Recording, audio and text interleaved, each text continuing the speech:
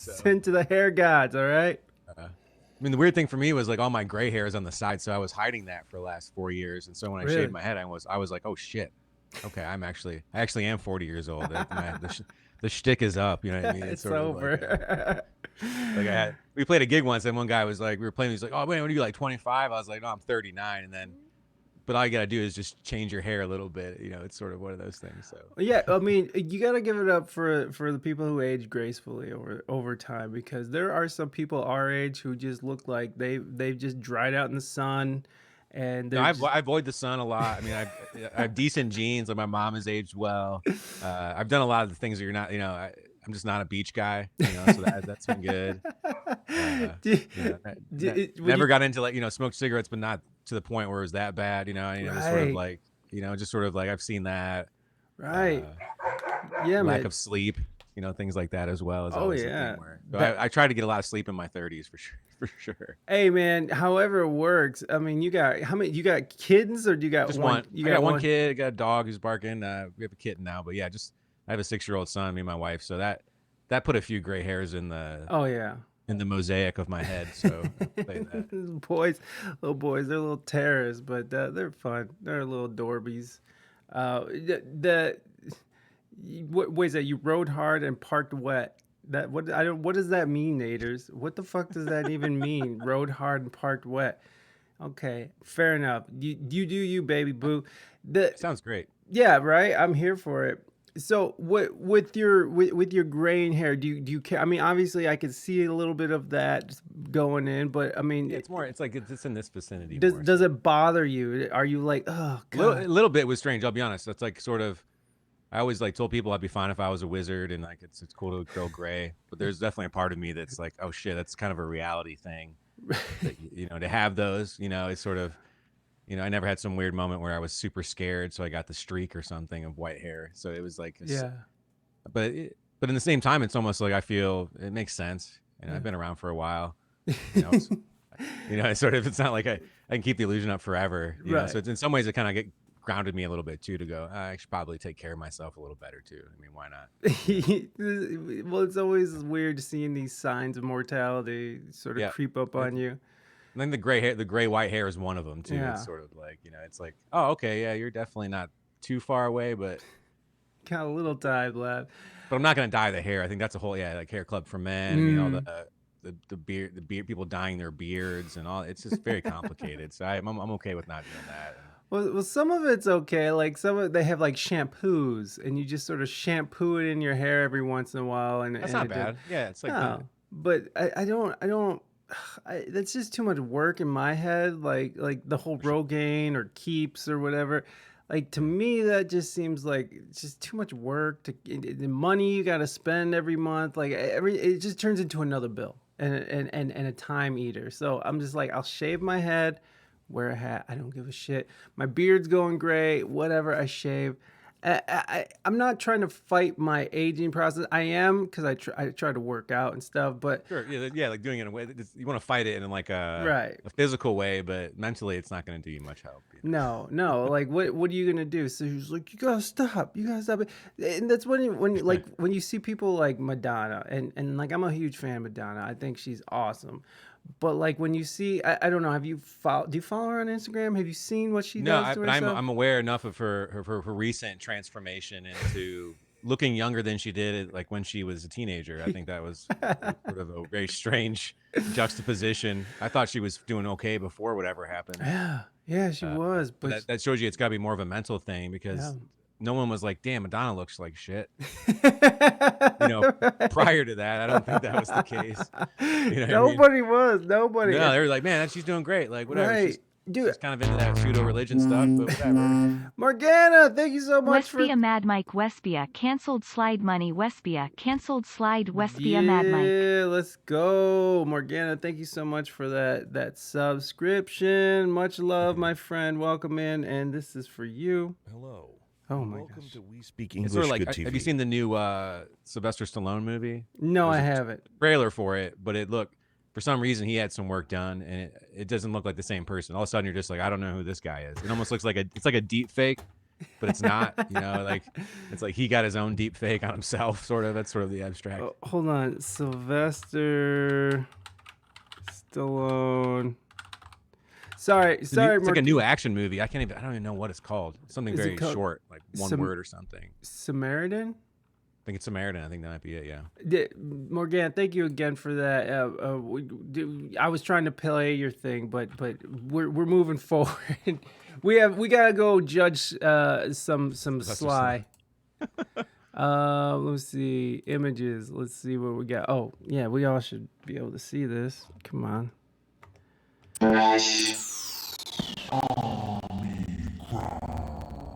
All right, there you go. Everyone, be afraid. I didn't mean for that to happen. It just was on. Sorry, everyone. This is the new Stallone. This is the new look. Oh, what the fuck is this? Let's see here. Yeah. So there he is. That's him. Yeah, it's deep fake. I don't think it's rim. Like I mean, I've seen that guy growing up. There's something changed. Yeah, Had that vibe. well, they've been doing that. Like, what was the movie that Martin Scorsese's movie he did was The Irishman? Have you seen that? It's that was Netflix like his latest one, yeah. And because they have Robert De Niro in there, and he's trying to play a younger Robert De Niro, and they totally deep fake his face, and I mean it's fine, it works out, but what's weird about the whole thing is that he still moves like an old man, right? So like he's still like he's supposed. There's this point where like this guy, he insults his daughter, and his daughter comes home from the market and was like, he called me a whore or something. And so Robert De Niro, being the tough guy, he goes down to the market shop, and he goes and he's like, "Dude, you talking to my daughter? You talking to me?" Like the whole thing, doing the whole Bobby De Niro thing, and he like throws him outside to the sidewalk, and then he like in his most geriatric like my hip hurts way, he's just like, like he's trying to stomp this guy, and it was just like one of those moments that was just very sad. Like you were like, man, that's Robert De Niro, man. Like that dude is an American treasure. He's a fantastic actor. He's done it all. He's just fantastic. I'm a big fan, but to see him trying to play this young guy and kick the shit out of some, like it wasn't believable at all. So what we have here is now they're using computers to sort of shift perception of people who are much older than they appear. I think you're probably right. Let's look at the trailer for a little bit. I mean, the trailer is what really struck me, because it almost like again they might be using like a very faint filter on his face or something. It could be like a new technology or something. I was pretty stoned when I was watching it, so I mean, there's potential that I could have just made it all up, but it just. What are you doing with all this junk? He does look different. There's just I'm like, wait, that's you, but that's wait. Like, I don't know. It's only a matter of time before the city implodes. Oh shit! I kind of want to watch this now. What? Like he can barely walk. I'm assuming in real life. You know what I mean? So that's really one man's secret. Whoa, is he like a superhero or something? It seems to be like a play on that Unbreakable movie, which I thought was great. Oh. That's what they say. There he is. Yeah. Oh shit! Is our only hope? Superhero? Do you have a therapist, kid? Oh shit! Sylvester Stallone is a superhero now, guys. Yeah.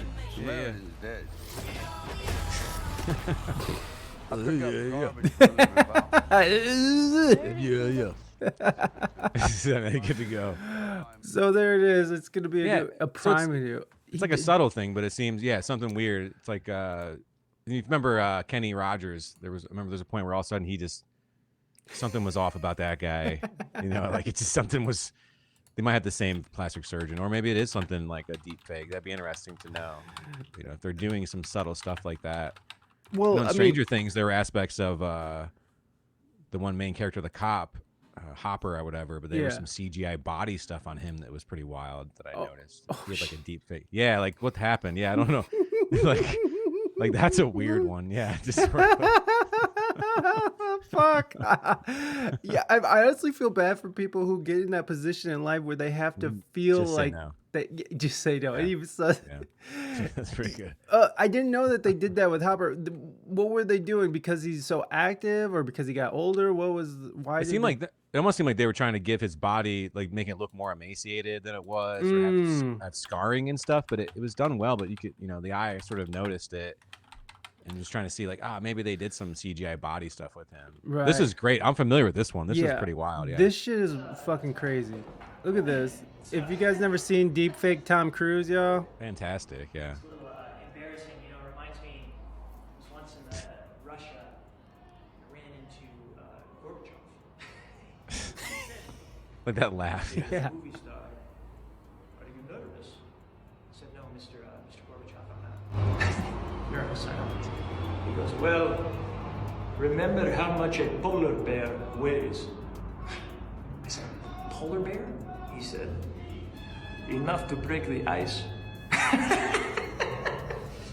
It's the last time I've ever seen Mikhail Gorbachev. I love it.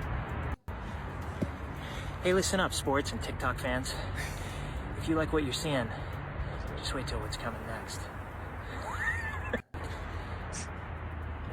That shit is crazy. Like I that. looked into that. I remember looked into that one a bit. He's got, like, that guy who does the Tom Cruise impression has, like, a very specific animator guy that he goes to that does these for him. So there's, like, this collaboration between the two that makes it work. Because then again, it's like he's got the same build, he's got the same hair, Right. like, it's like, so that's where you can do those deep fakes really well.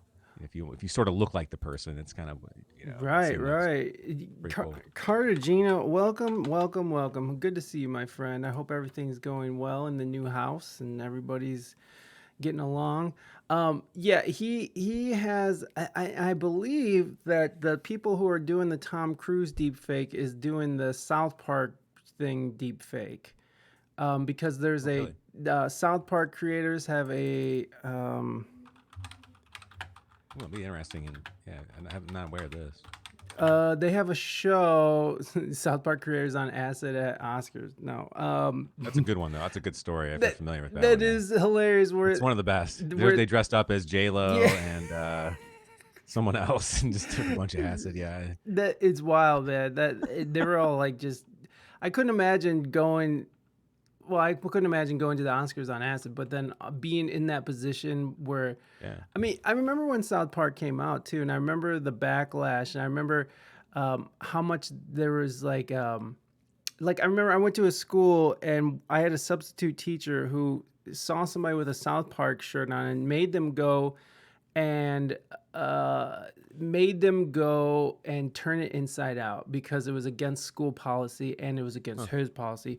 And then he went and told us how he was involved with running a de-brainwashing program through his church to get kids who have watched South Park to brainwash them back, to bring them back to reality because of the damage that South Park has done to the children of America. Now South Park is an institution. It is really, no one messes with it. I mean, they might get in a little trouble here and there, but no one's going after South Park like, oh my God, you fuck. No, I mean they've even like tread waters on using like the F word and the N word and other stuff in ways. Obviously, that the shit thing they did years ago is substantial, where they think it was like 120 plus uses of the word shit. Right. So they've always been the forefront of free speech and language, and but somehow they get away with all of it now. I think it's because it's an institution, right? They're almost like they've been doing it for so long. It's hard to sort of ask them to change now. Yeah, there's just something about people who've been doing it forever, who just sort of get grandfathered in to be able to say whatever the fuck they want to say. And if anybody, anybody new coming up just knows, like, you don't have nothing. Do you remember when they were? They have really good lawyers too. I'm assuming. Absolutely. I mean, they're very wealthy men. They're very wealthy. Very good. The medical cocaine episode had you. That one was great. Now for sure.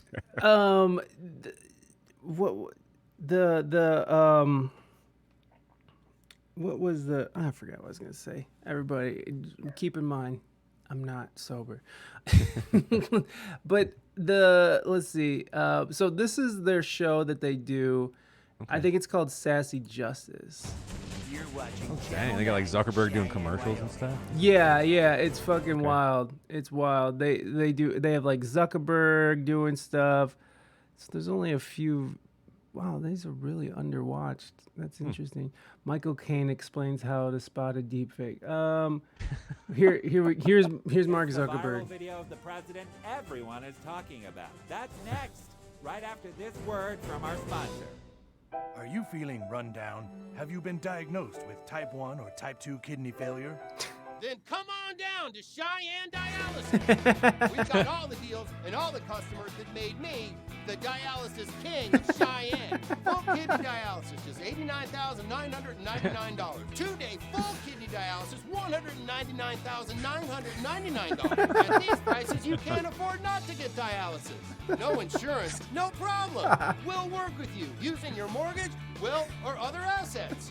Stop being a burden on your family and come get dialysis today. And don't get it from anyone but the Dialysis King. On the corner of Laramie and Fairfax, right next to Applebee's in downtown Cheyenne. Downtown, and you could hear the voices, obviously. That's great. No, it's fun to trick. see they got another creative outlet. Yeah, You know, they've tried a few things over the years. I mean, they had that Bush Yeah. sitcom thing that What it was was kind of it? hit or miss. It was still pretty cool for what it was. That's my bush. Yeah. That's my bush. They had oh my god, they've had a few series on South Park, but this is their latest sort of side gig here. They got dialysis gig. Mark Zuckerberg has the dialysis gig. That's just amazing. And then so they mostly do Trump stuff. You're watching Channel 9 Cheyenne, Wyoming. We interrupt our normal programming Yeah, for why coverage of Cheyenne? the presidential address live from the White House. Hi, kids. I'm Donald Trump, your president, and I'm going to read you a story. It's a very special story about a very special reindeer. Once upon a time, in the forest, there was a little reindeer. All the reindeers agreed he was the best reindeer out of all the reindeers. The next day, a grumpy old Those faces are wild. sleepy-eyed reindeer came into The shmish. It makes me wonder what I mean. There's always the conspiracy theorists who will go, "Oh wait, you don't know what the government's got, man. Like they've got the." I don't know. I think the best of the best is still just like some kid. There's some guy in a basement somewhere who's just tweaking and working on this stuff, endlessly at night. Yeah. You can still kind of spot the absurdity of it. There's Yeah. something a little weird about it, but it'd be interesting to know if there's actually been some true deep fakes that have been successful yet. Usually they had body doubles. That was how you got around it. In like the past. Right. I've seen some of those. I remember. But I mean, you gotta think that in all this bullshit that's been going on, that they've had to somebody somewhere. I mean, wasn't At there? least try it. They had to have tried it somewhere to see, hey, will people believe this? I think this will be sort of a tangent to one of the records we put out, but it was called Prophet Holographic, and the reason I used that term was there was actually like a CIA program. They wanted to project holograms of like Muhammad or certain prophets to make people think that they were coming back. Sort of the stuff that used to happen in the Bible back in the day, where they just show up and do some magic or whatever. But they were actually thinking, could we go in there and have like project this sort of prophet and then tell him to be like, hey, everybody, stop killing each other. Let's just move on. They were like, could we do it? Like, let's look into it. And I don't think it ever really manifested, but I think this was probably this could be more possible. Because a lot of stuff you don't believe unless you see it in person. I'm the same way. I mean, any video at this point is suspect. I mean, I don't think I would ever believe any video 100% at this point. They're just No, especially I don't know. if they're trying to promote it as something that we should be paying attention to. Like, it feels like the more that we pay attention to these sort of things, ex-NSA cyber spies reveal how they helped hack. I was kind of looking up what state secrets ain't secrets. Okay, thank you. Robbie, what's up, baby? As someone who photoshops things for a living and is a video editor, smart to believe that nothing on the internet. Smart to not believe anything that's on the internet. I agree. Because do you remember when Even at the subtle things. yeah. Well, do you remember at the beginning of the Ukraine situation with Russia, how they were showing like fighter jets flying over stuff, and these images ended up coming out as just video games, and there was like fighter jets. Hold on.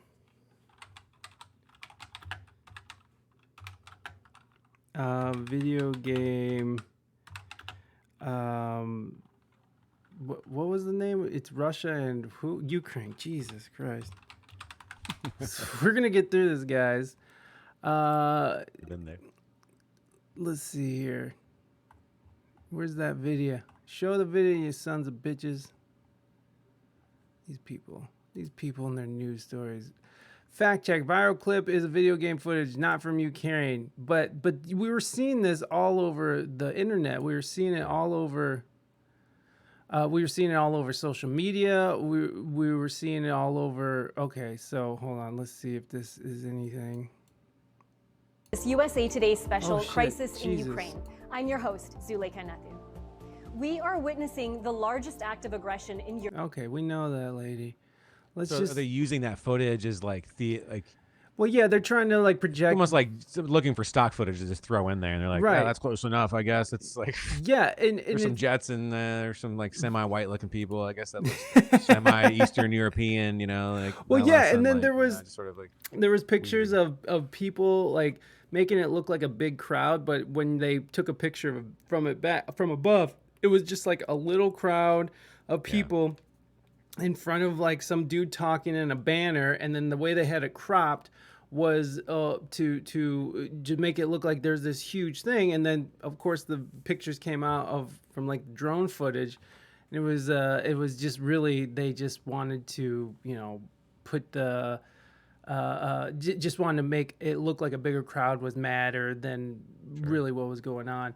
This shit isn't new. I mean, we were looking at Stanley Kubrick. He faked the moon landing for the CIA, I believe, and they did it in England, and they were using that footage just to just to kind of mess around with stuff. This has been going on for a long time, and so as technology progresses, as things get more and more high tech, more advanced, it's going to be harder and harder to find and spot what's real and what's not. You think you could get the equalizers that, because we're so integrated into technology, our eye is a lot more keen to some of these things? I think if you looked, you could show a video game to someone from today, and if it was from 50 years ago, and they'd probably have a heart attack because it'd be so real to them. Oh with my us, we're like, God, obviously yeah. this, there's some subtle things that I think our eyes pick up on over time. Even CGI, I think it'd be interesting if you showed this to someone who had never even seen a TV. Would it look more real to them or even more fake? I always wonder that. It's kind of a strange one. Photoshop, I think, I went to school for that stuff, and so I have an eye for a lot of Photoshop stuff. You can sort of see little tiny things sometimes. So I think I can notice that at times. But yeah, I mean, when video's tough. I don't really understand video that much, unless Right. it's just obviously not realistic, which is sort of, it just sort of is what it is. Right. Well, I mean, when we're watching like the Tom Cruise thing and the Trump thing, like if you have a good eye for computer animation and all that, and which I don't, but you could still see that there's some weird things sort of happening with the face, and the face will kind of be moving as the body sort of is still, and it doesn't all the way. There's just something off, and we still haven't been able to sort of cross that valley. What do they call it? The valley of something. I can't remember. Deepfakes are so good now. When holograms become more of a thing, it's going to be tough. You can spot it, but it gets hard. It's getting tougher. Even with Photoshop, I can often spot artifacts too, but people are hiding that too. So It's like everyone's getting better at it. I mean, even to see the filters and stuff on people's phones now are even it's wild what they can turn you into, and that's some very They can basic stuff. You know, turn you into Madonna. yeah, pretty quickly. I hope someone made that one. Yeah, like the Madonna app. The Madonna filter makes you look like a ghoulish person. It's very weird. Yeah. Uncanny Valley. Thank you, Gene. Yes, it's. But yeah, thank you, Madonna, for somehow getting us into this sort of thing. It's very true though, but there are some people you get sort of off put by where it's almost disorienting when you see that. And to me initially, I had to show my wife. I was like, wait, you gotta see Madonna. This is weird. I don't know what's going on. Oh, you know, where if someone just gets a nose job, it's subtle, or there's just, obviously body work no one notices, but it's usually the face work that I think as humans, that's the stuff we notice more for sure. The eyes. Right. Well, that's what we look to sort of to get a gauge of the situation, to get a gauge of moods and feelings, and where someone's coming from. Because if you're walking by someone who has like squirrely ass eyes, looking all over the place and shit, you're just sort of like, all right, I just need to sort of walk this way a little bit so I don't have to, get in their eyesight. But if you have someone who's walking, shoulders back, straight, and just going down the street, it's someone who's just sort of focused on you can't really, there's nothing there to indicate that they're awful. And by the way, that could just be a really good mask. I mean, look at American Psycho, which was such a good movie. That doesn't always correlate. But you can. But there are some things there about certain body languages, lack of eye contact, things like that. Yeah, we use those cues to sort of to interact with each other. So whenever it's fucked up for us, we're not able to, there's just something that's off about it. That's something that we can't quite connect to on a human level. Yeah. In some way, like the sort of like being able to, it's a lot easier to figure out a con man when he's right in front of you. It's like there's like a certain amount of distance they can keep from you that sort of helps them. Right. Right. But like when you get up close, it's like a preacher too. It's sort of like, I feel like you can see the shtick a little more plainly. Yeah, that's sort of boobs. Jenny, what's up? How you doing? Boobies. Thank you for boobs and boobies. I appreciate them. It used to take experts at Photoshop and video editing to do stuff. Now there are so many tools that makes it easier for everyone. I agree. Yeah, it's just getting easier. It's getting more accessible. I can't even I've shared that song everywhere. Thank you, Jenny, I appreciate that. I appreciate you sharing my boobs everywhere. That's very kind of you. And again, oh Jesus Christ, I can't spell. And if anybody wants to listen to that song, of course, go and check it out. The amount of fuckery that's going on right now that I don't know where it ends up. I don't know where we end up with the whole situation. Like where does this go? Is it just gonna be?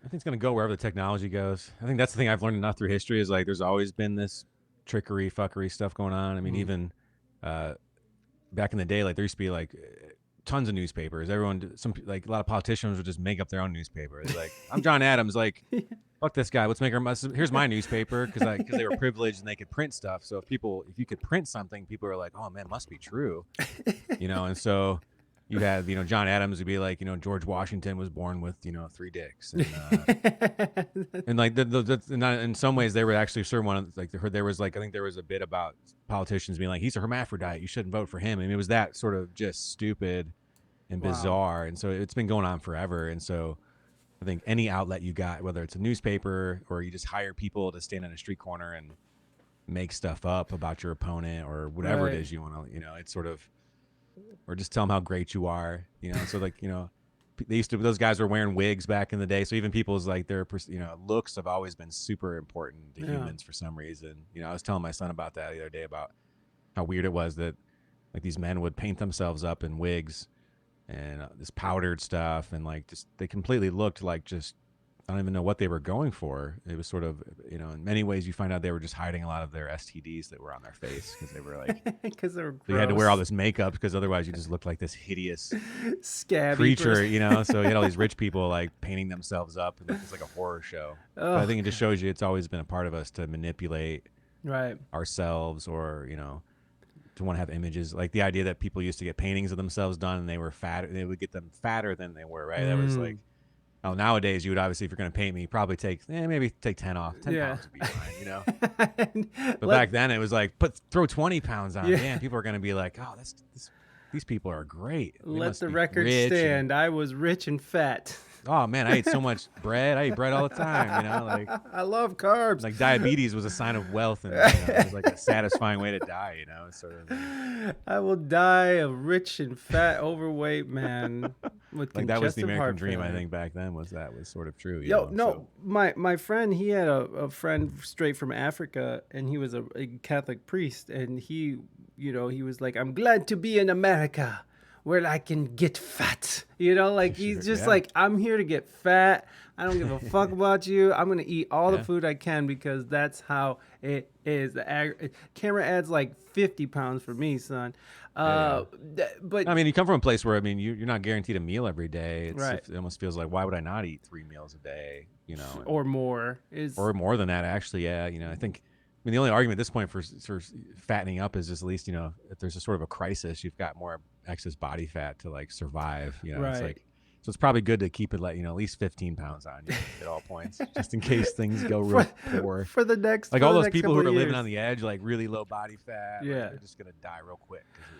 Like, oh shit, Yeah, they're not going to. Those fat people were around a little longer than I thought, I can't afford carbs, therefore I can afford carbs, therefore I'm rich. There you go, Jenny. I agree.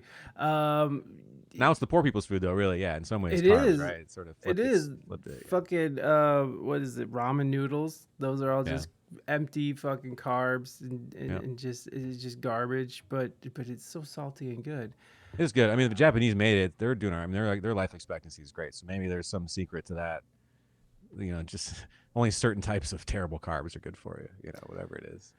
So, although, fruit. Yeah, I mean, I ate a lot of those growing up. It's sort of strange. My son too. now eats those as well. It's sort of like he'll eat them for breakfast sometimes. Like I just gotta get some ramen for breakfast. Start my day out right. Yeah. Yo, my son too, man. My son this morning, because we live in an apartment building and they have like snacks out for people in the main office. And so he'll go every time we walk by. He's like, "I'm gonna go get some snacks." So we're taking a walk first thing in the morning, and he's fucking smashing down Doritos Cool Ranch and nice. Fucking and those granola bars, like Quaker granola bars, which are basically candy bars. Yeah, they're just sugar coated oats. Yeah, it's fucking terrible. And this is what he's eating, and we're just like, whatever. We're on vacation. We're not. There's a point you got to walk away from that stuff. I think. Absolutely. I mean, I grew up. My parents.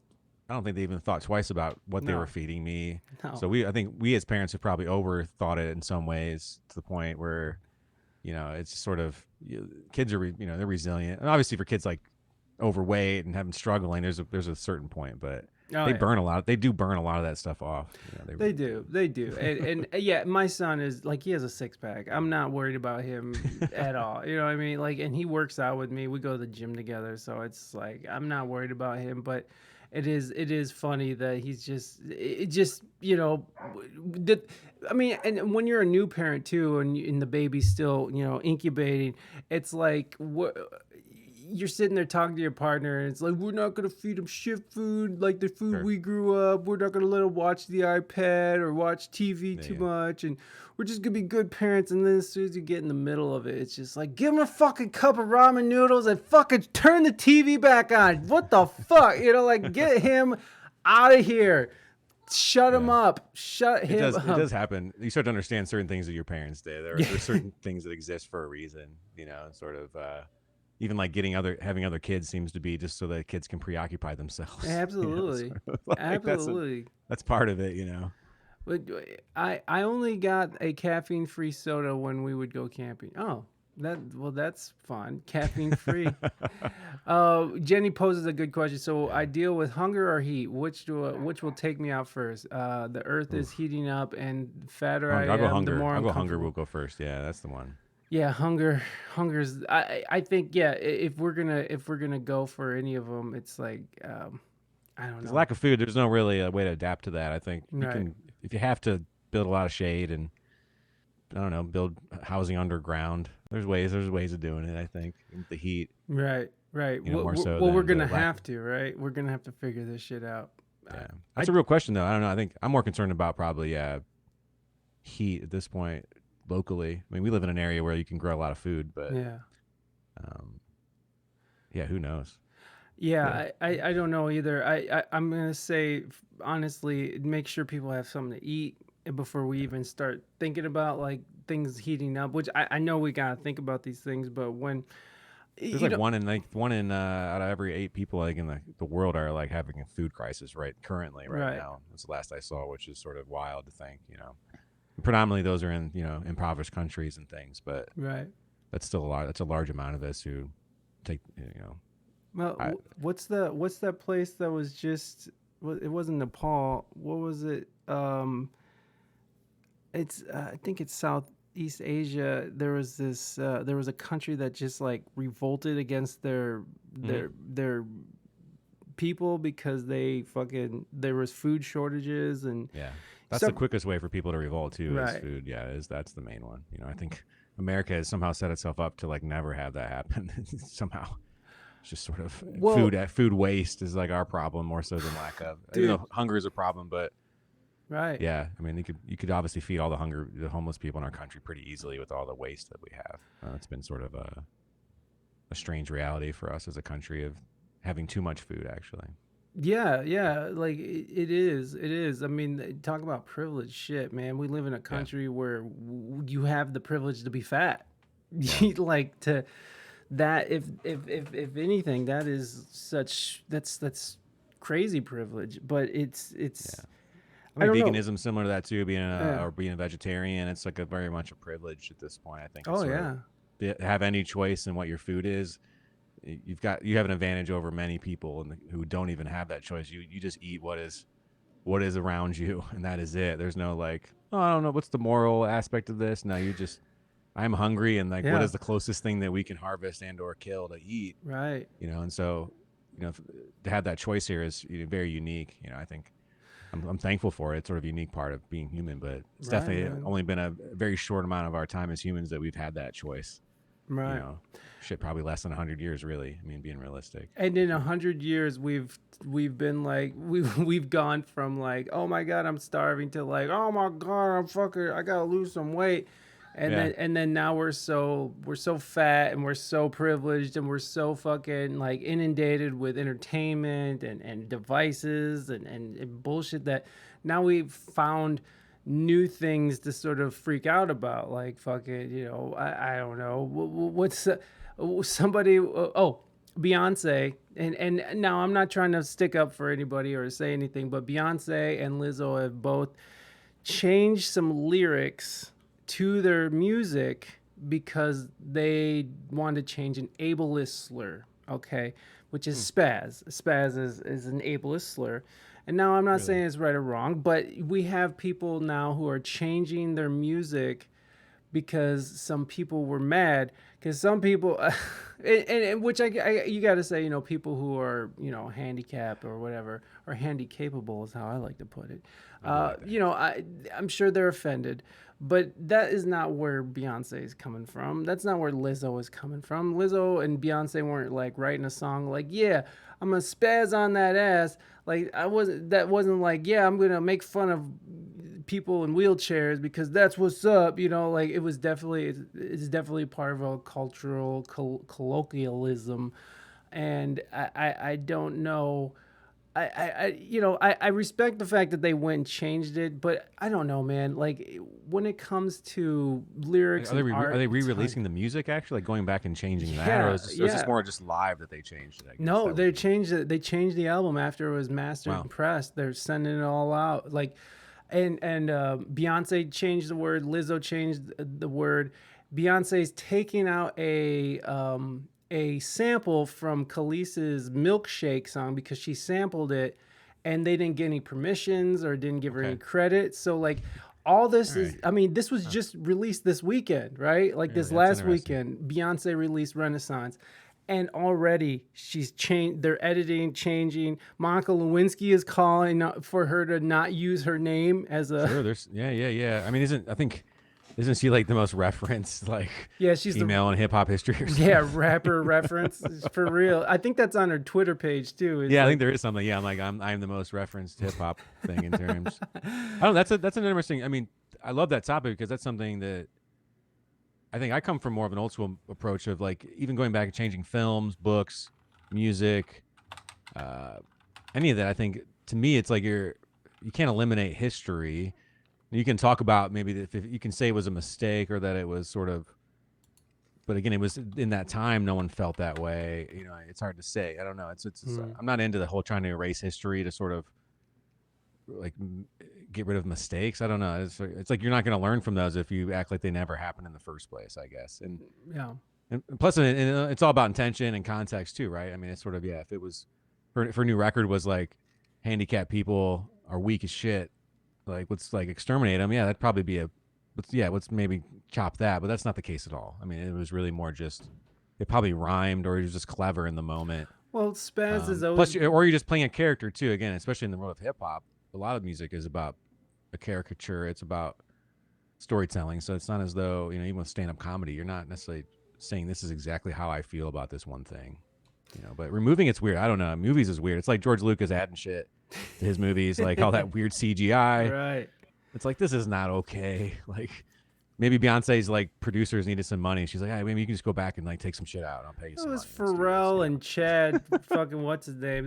They are just fine with money. Erase history, even though I learned that historically George Washington had wooden teeth.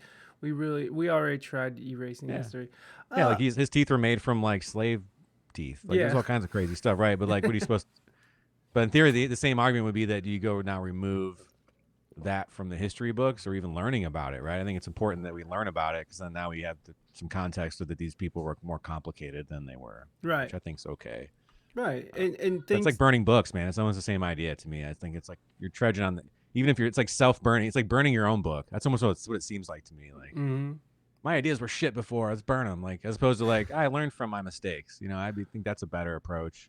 Well, and it does sort of set a precedence in the idea that now that Lizzo, now that Beyonce, and these are two very hugely popular pop stars, are willing to change these lyrics. Are what's coming now? Like who's okay? Now I'm mad because you said.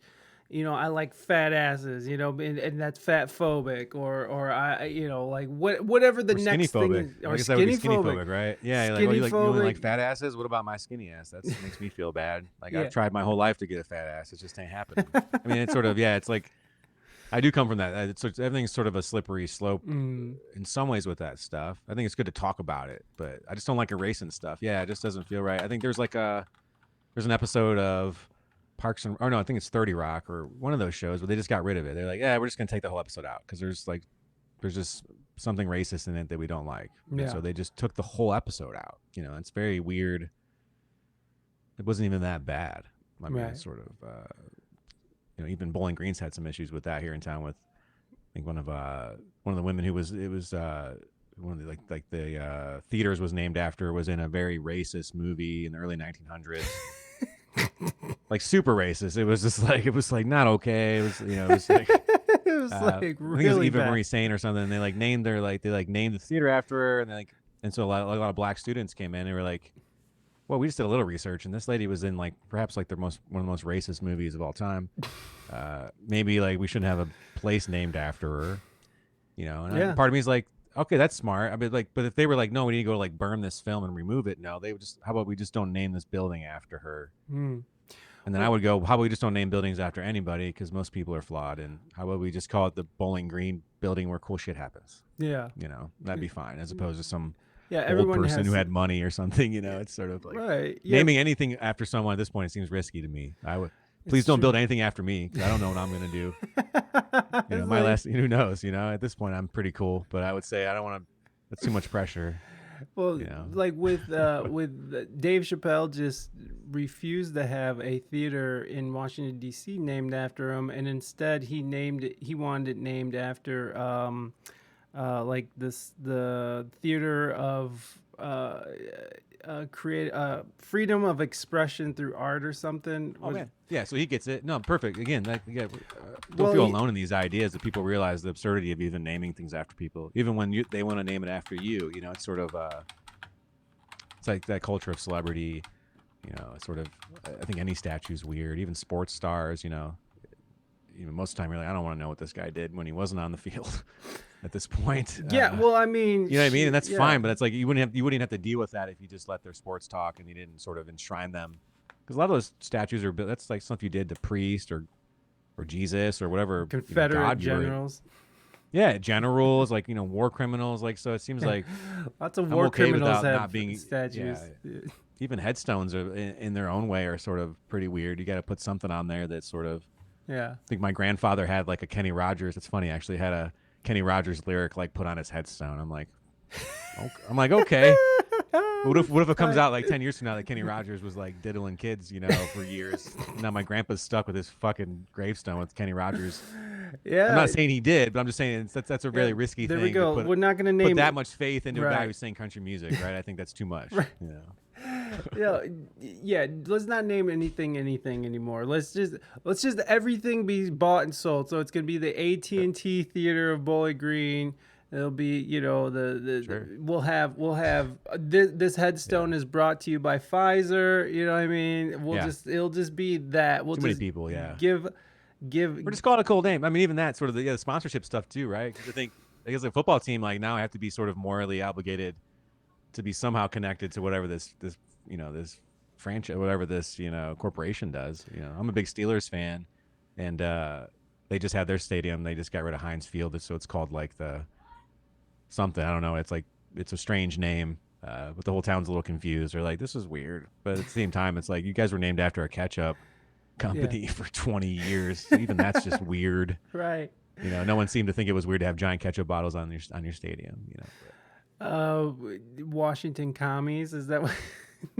I love that. Yeah, they want commanders. It's totally like it's like super communist. It's pretty good actually. Washington commies. That's funny. Jenny wrote. Yeah, they go from like a very Redskins to communism. Yeah, right. That's cute for them. Well, that's cute for them. So the theater of the Dave Chappelle, instead of the Dave Chappelle Theater of Arts, it's going to be the Theater for Artistic Freedom and Expression, which I think is a great name. And theaters should be a place of freedom to be able to express ideas and because not all ideas are going to be easy for people to digest. But that's why they need to be discussed. That's why theaters, that's why artists need to have a platform where they feel free to express these ideas instead of feeling like they have to hide away or cloak it or whisper to their friends and family about things instead of being open about it. Even the bad ideas, I think, is good to have out in the open. I think it's sometimes it's tough when people are like scared when they see the militias out or some of the KKK stuff. But I also go. To me, it's like at least they're here. It's almost scarier to have them living under a rock, right? Even though it's not comfortable and their ideas are terrible. It's like in some ways their right to express those is better because it helps you analyze them. And if anything, you might have a better ability to like convince them otherwise. Yeah, which is sort of I think that Joe Rogan had a great guest on. It was this Daryl Davis. Yeah, familiar. Yeah, great piano player, but he's sort of like converting KKK guys just like through the decades, And I think there's a lot of people who dismiss people aren't capable of having their minds changed, And so I think I don't agree. I've done enough psychedelics to know that your mind can be changed pretty dramatically at times. Yeah, and, for sure. Sometimes just having a person who doesn't look like you has different ideas than you can be the equivalent of that when they're right in front of you. For sure. Absolutely. And it's easy to be on the internet talking shit and say all these horrible things. But when you're face to face with somebody in their, and you're talking about ideas and ideologies and stuff, we tend to be way more friendlier about it. And we're more willing to listen when you're right there. And, silencing people and all that. It never gets anything done. Jenny, you wrote this thing earlier. You said, I think Marvel is including stuff in the beginning of their movies that say something about issues of derogatory terms, but the film was created in a time where it was less bad. We acknowledge. Yeah. So there's certain TV shows that are, hey, Bon, good to see you. There's certain TV shows that are putting like, hey, this is a disclaimer. This is we just know that this was a different time. And I mean, even movies from the early 2000s, you see them like it's very different, man. It was not that long ago. some like even comedies I have to go. Like I started a comedy with my son. It was like, oh, this is like a high school comedy from the '80s, right? I was like, that was always real risky, but I think like the opening scene is like 4 kids walking into like their middle school, and they're just saying a lot of things that are not okay to say now because like that was considered funny at the time, and I was like, holy shit, like, yeah, wow, that changed. And no part of me was like, this movie needs to be removed from Netflix right now. Right. My son should never see this. I gave him context. I was like, yeah, people have said things that in a different way, and he was like, oh, okay, you know, it wasn't that bad. But even 20 years ago, even especially towards women, I noticed a lot of like weird reality shows where man, they were really just scraping the women through the muck, just using them, and just it's just kind of a weird thing. All those dating shows are just really terrible. No, I'm really bad. I mean, I was like, you know, it's like an extension of like Flavor of Love and all those shows too, which were very strange, you know, kind of those weird dating shows. But I don't think people would do those as much now, I think. Although I think HBO has some show called Fuckboy Island or something, which I'm assuming is probably pretty. No, my wife super loves classy, it. very respectful. Yes, I'm sure. My wife loves that movie or that show because it's like I don't know.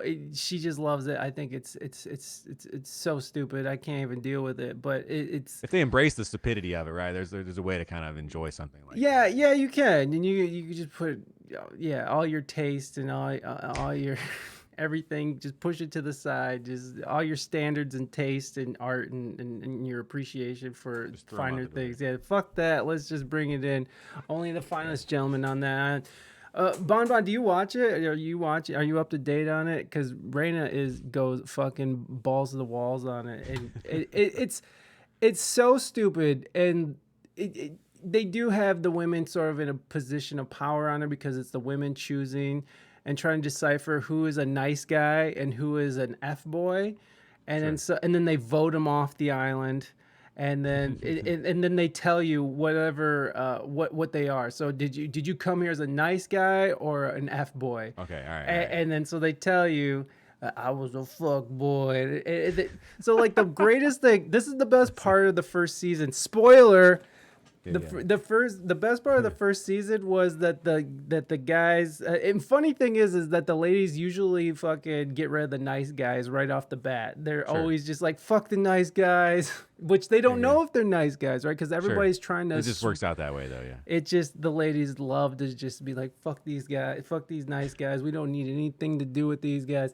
But the best part was at the end of season 1, this is secondhand knowledge because I didn't watch it. But my wife was like, "Oh, dude ended up being a fuckboy," and was like, "I'm gonna take the money," because you could the dude can either take the money or they can be in a relationship. Be in a relationship. He was like, "I'm gonna take the money," and blah blah blah.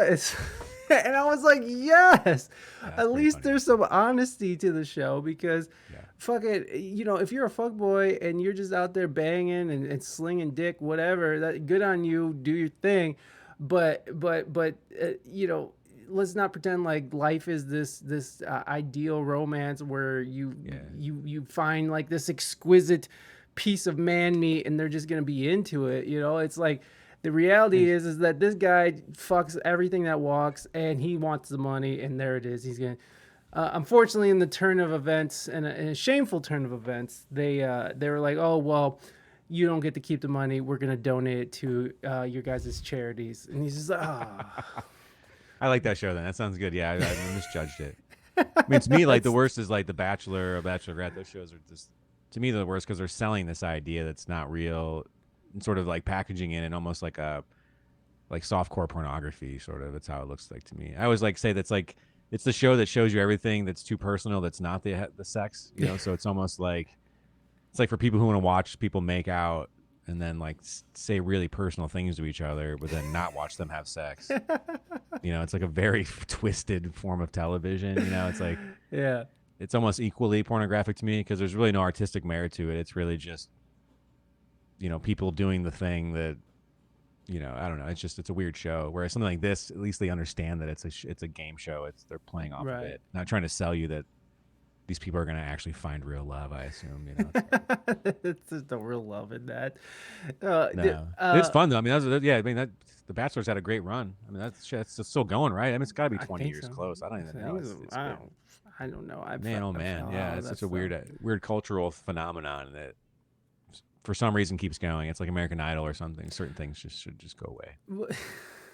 Yeah, American Idol and The Voice, all those shows. Yeah, The Voice are needs to fucking go so now stupid. too. It's just that show never produced a single artist that anyone gave a shit about. I think it was weird. Yeah. American Idol had some success, Right. but that was only the early people. Right. You got like Kelly Clarkson, Jennifer Hudson, Clay Aiken, just because Clay he became, but he was like mayor of Vegas or some shit. I don't know what the fuck happened. He took like some weird. He was running for office at some point, but he's still a success story. Season 26, it's on. There you go. Just hit 20 years. Man, just no reason. Oh. Wow.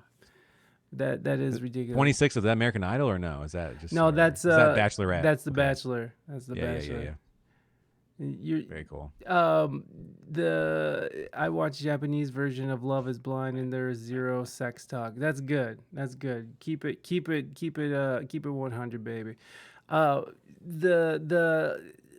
do you call it? The American Idol and The Voice and all those stupid competition shows. That shit. It was cool for a little bit, and then it just sort of fell off.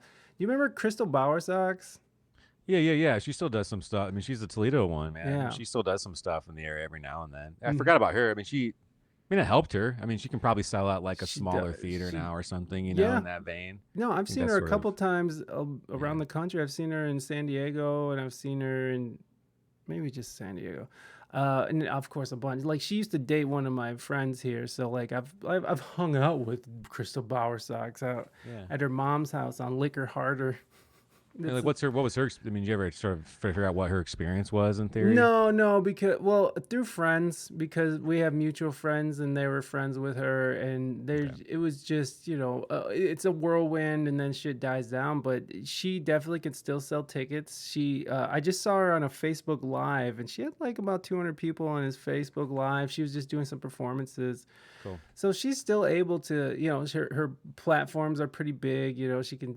People are really responsive to her tweets or whatever. But, I think it just gave her a nice little way of making money off of her art, hopefully for the rest of her life. But you never know what's going on as people get older, as fans change and all that stuff. But yeah, man, like, I've never been able to talk to her about what that experience was like, because I would really love to know, because it's just sort of like it's got to be almost bittersweet, because you assume like if there's some break there that you're going to become famous, which hasn't really been the case, but at the same time, no matter what, it helped you. I mean, you got exposure in a way that you can't deny that, right? So it's sort of knowing Crystal, she's a very private person, and she's like and she's pretty protective of her energy. Just remember hanging out with her and stuff. So like she was, I only can imagine that it was part traumatic for her, because she had to fight for her first single,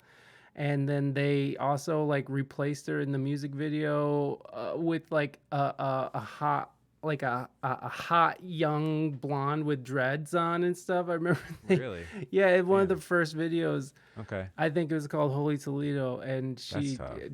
So like I'm sure, and then she ended up getting dropped from some stuff. So I can't imagine. All right, Gene, get some sleep, buddy. I'll talk to you later. So yeah, man, I don't know, man. It seems like it's just you get put through the ringer, and then you're on your own. And it's tough. I don't know. I mean, as an artist, I don't know how you're supposed to maintain that. I mean, I think more the model now seems to be like established songwriters go to these shows when they've been doing it for like 15 years, as opposed to sort of like this raw thing that's undiscovered. That would seem to happen a little more early on. But even a lot of those early stuff was just people with like mental illness. That's why most people watch too. It wasn't really, no one really cared about the winners. It was just, what crazy asshole is going to try to sing in front of these people today? That was a big part of it. So Right. thankfully they moved past that. I think that's kind of what we were talking before. Like kind of culturally, things have changed a lot, even just through the years, for that kind of thing, where you don't see that as much, sort of putting people in front of a camera who probably don't really understand that they're being made fun of. Was that William Hung? If you remember that guy? Oh yeah, that was the she bang. Yeah. He put out a record. I mean, the guy put out a record. Yeah. That CD existed. But you know what? I bet it did do bad. What was his name? William Hung? William Hung, yeah. Yeah, William Hung. Record sales. I mean, he probably had enough to like get a house. He probably lives a decent life now. You know, who knows? Exactly. All time. What is his all-time record sales? Yeah. Nicktronic, what's up, buddy? No, William. Oh, you son of a bitch. I wonder if he was hung. Okay. Sales figure are nothing to laugh at. Yeah, so this is from 2004. And so this was at a time, so you got to think that this is at a time when people were still buying CDs. People were still... iTunes probably just came out like that week. Yeah, exactly. So this is off MTV. Insiders estimate 30 to 40,000 copies sold in the first week. Yeah, what the fuck, dude? That's pretty solid, man. Yeah, not Usher numbers, more in line with recent releases from Courtney Love, Dragon, Hoobastank, but that's amazing. Hoobastank and William Hung are relative, like peers. They were peers at the time, yes. It sold far in excess of our expectations. Fred Fox, a marketing VP at Trans World Entertainment, said Monday. Trans World owns several music retail chains, including FYE, Coconuts, and Planet Music. None of those places exist anymore. I mean, you listen to the album, and I don't profess to being an A&R guy, but I gotta tell you, it doesn't move me. Okay, well, thanks, buddy. She Bangs. Oh my God, I just feel like we should watch a little bit of She Bangs. Like that's just... It's been a minute. Yeah, I mean, he's kind of one of those cultural ones you forget about. I mean, he sold it well. I think that was that's why it worked for him, you know. People were just making fun of this. He was committed. Yeah, he was committed. But we have found the next key. What's your name? My name is Ryan. Oh, nice to meet you. Nice to He's see you, such a nice guy. Let me tell you what I'm going to sing. I'm singing Ricky Martin, She Bangs. She Bangs. Yes. It's a good song, so it's either I really do well by lighting up the... Shaking his bonbon. Let's go. William. Yes. Talk to me, tell me your name. You blow me off like it's all the same. You lit it fuse and I'm taking away like a bomb. Yeah, baby. She bangs, she bangs. Oh, baby, when she moves, she moves. I go crazy cause she looks like a flower, but she stings like a bee. Like every girl in history. She bangs, she bangs. I'm wasted by the way she... Thank you. I mean, he's consistent. He's he hitting really the is notes. consistent. Yeah, like he's kind of on the note. I mean, it's terrible. So what do you want me to say? And you know, I have no professional training of singing. That's no. right. Yeah. Oh, we didn't believe it either. Well, that's surprise of the century.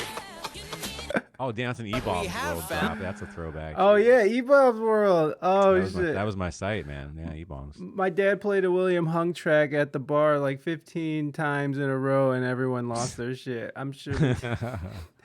I kind of want. But he was one of the guys who definitely was able to sneak in and like ride the curtain. Oh man, they even gave him like a. They give a music. He gave him a 2022 comeback. Oh shit! Real? Let's go 2020. No wonder we're talking about him. He's in the ether.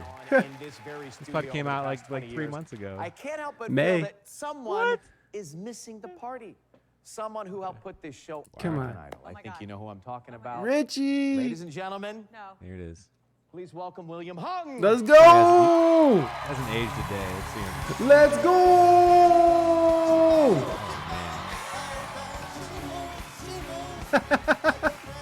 Jesus. He just looks like a dad now. He does. He's just going straight dad now.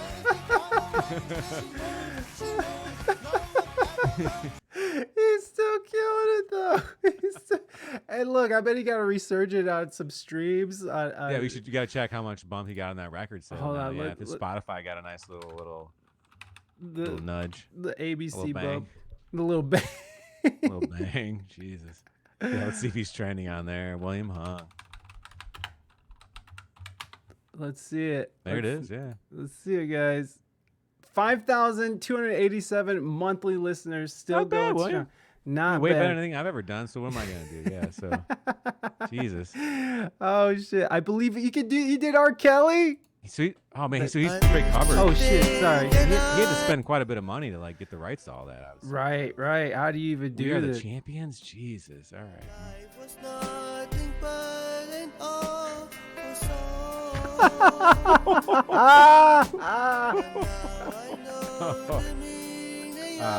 That should be R. Kelly's punishment in prison is to listen to that. Just listen to this forever. That's it. Like, sorry. For the next 30 years. You get this for the next 30 years, bro. Sorry. That's William Hung. Fucking That's not like some even CIA his notes. shit right there, but I would respect it. Yeah. Wow. Respect CIA. I just got to hear him sing it. If I just believe it. The vocals are just super dry, just so you can. Wow. I believe I can fly. Yeah. I believe I can touch the sky. Listen. You're laughing. He's cashing checks. Yeah, whatever, Reina. Whatever. Shut up. You don't know. Hold on. Let's see if we are the champions, because. Oh, look at that album artwork. What is going on? I've done my sentence, but committed no crime. Sounds like he's got a little better over time. And bad mistakes. I made a few.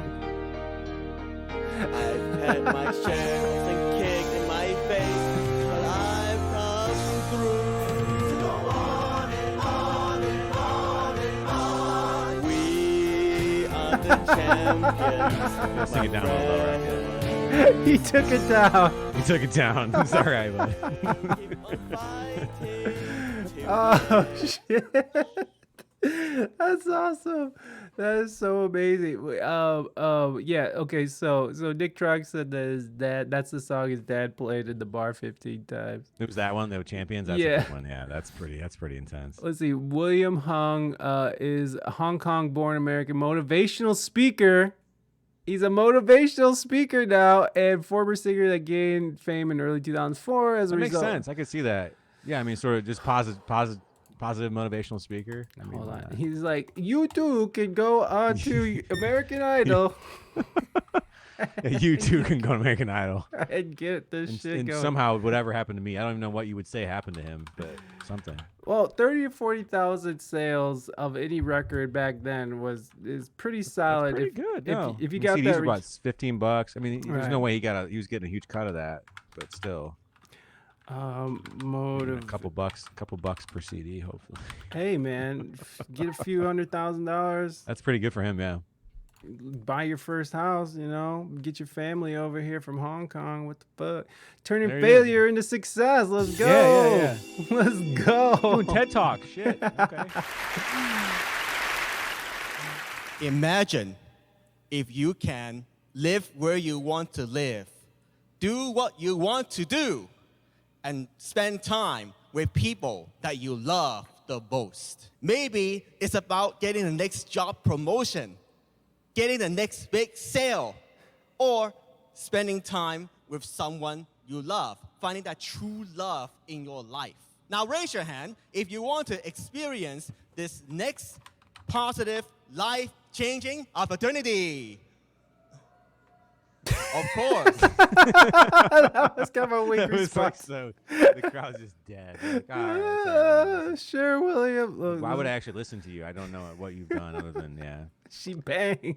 Please, civil engineering.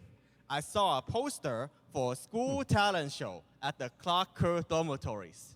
I figured, why not? There's nothing to lose. Oh, he's a civil. Wait, is that he's a civil engineer? Is that what? Now you're probably thinking to yourself, how did I even get the idea that I could become a champion? One day, when I was studying for UC Not the best Berkeley's speaker. I'm just civil gonna be honest. engineering, Yeah. William, I I saw know. a poster for school. Usually motivational speaker, I want to. You got to be a little more. You A got to be little more motivating and a good speaker. He's lacking both of those right now. He sure knows how to work the crowd. Oh Lord. Okay, so there you go, everybody. If you guys want to get motivated, That's what he's up to, though. Yeah. Hey, if I mean, he's on the. This got 55,000 views, y'all. So someone's getting paid off of that. Pretty wild. No. Yeah, I mean, thank you. Yeah, I guess American Idol's still doing it. I just don't know what's the. Yeah, I guess ratings they have to be decent enough to justify doing that show again. Well, that's the thing, man. Like, these ratings for these cable networks and these satellite networks are just garbage these days. They don't have anything else. Like, some of these No. live shows are really like the last sort of hurrah of those things, And they're not even good.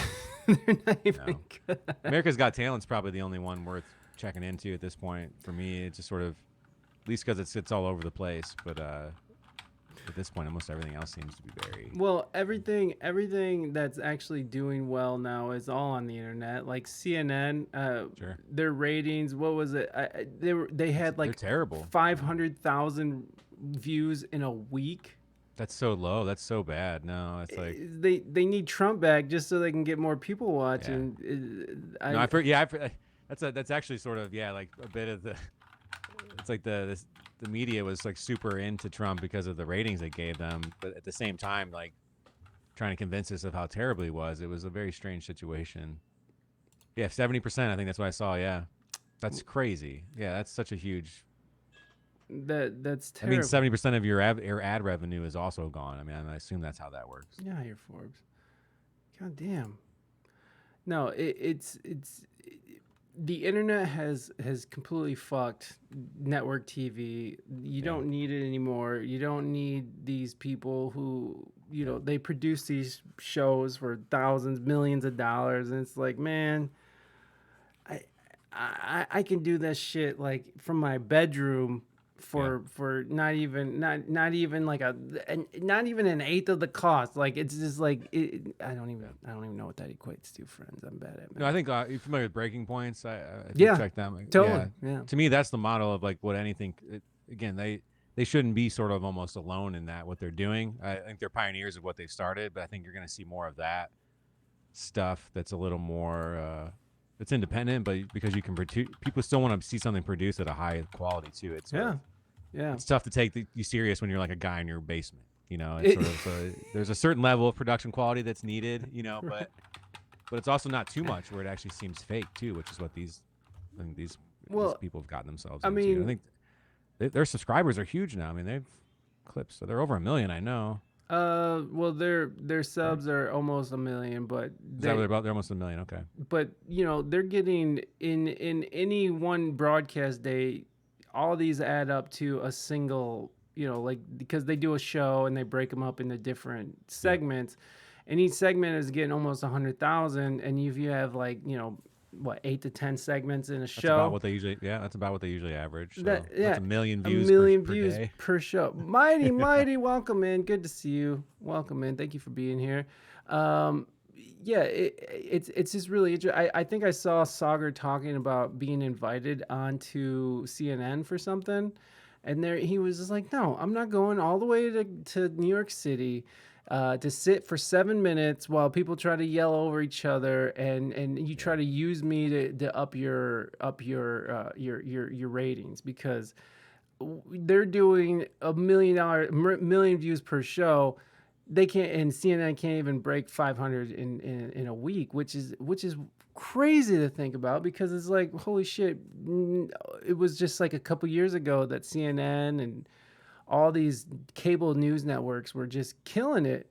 And, as soon as the pandemic sort of died down and Trump was out of office, it was just like, it's all just garbage now. They're all just trying to grasp for straws and, any salacious link or news fucking tidbit they can put out there, any kind of clickbait they can get.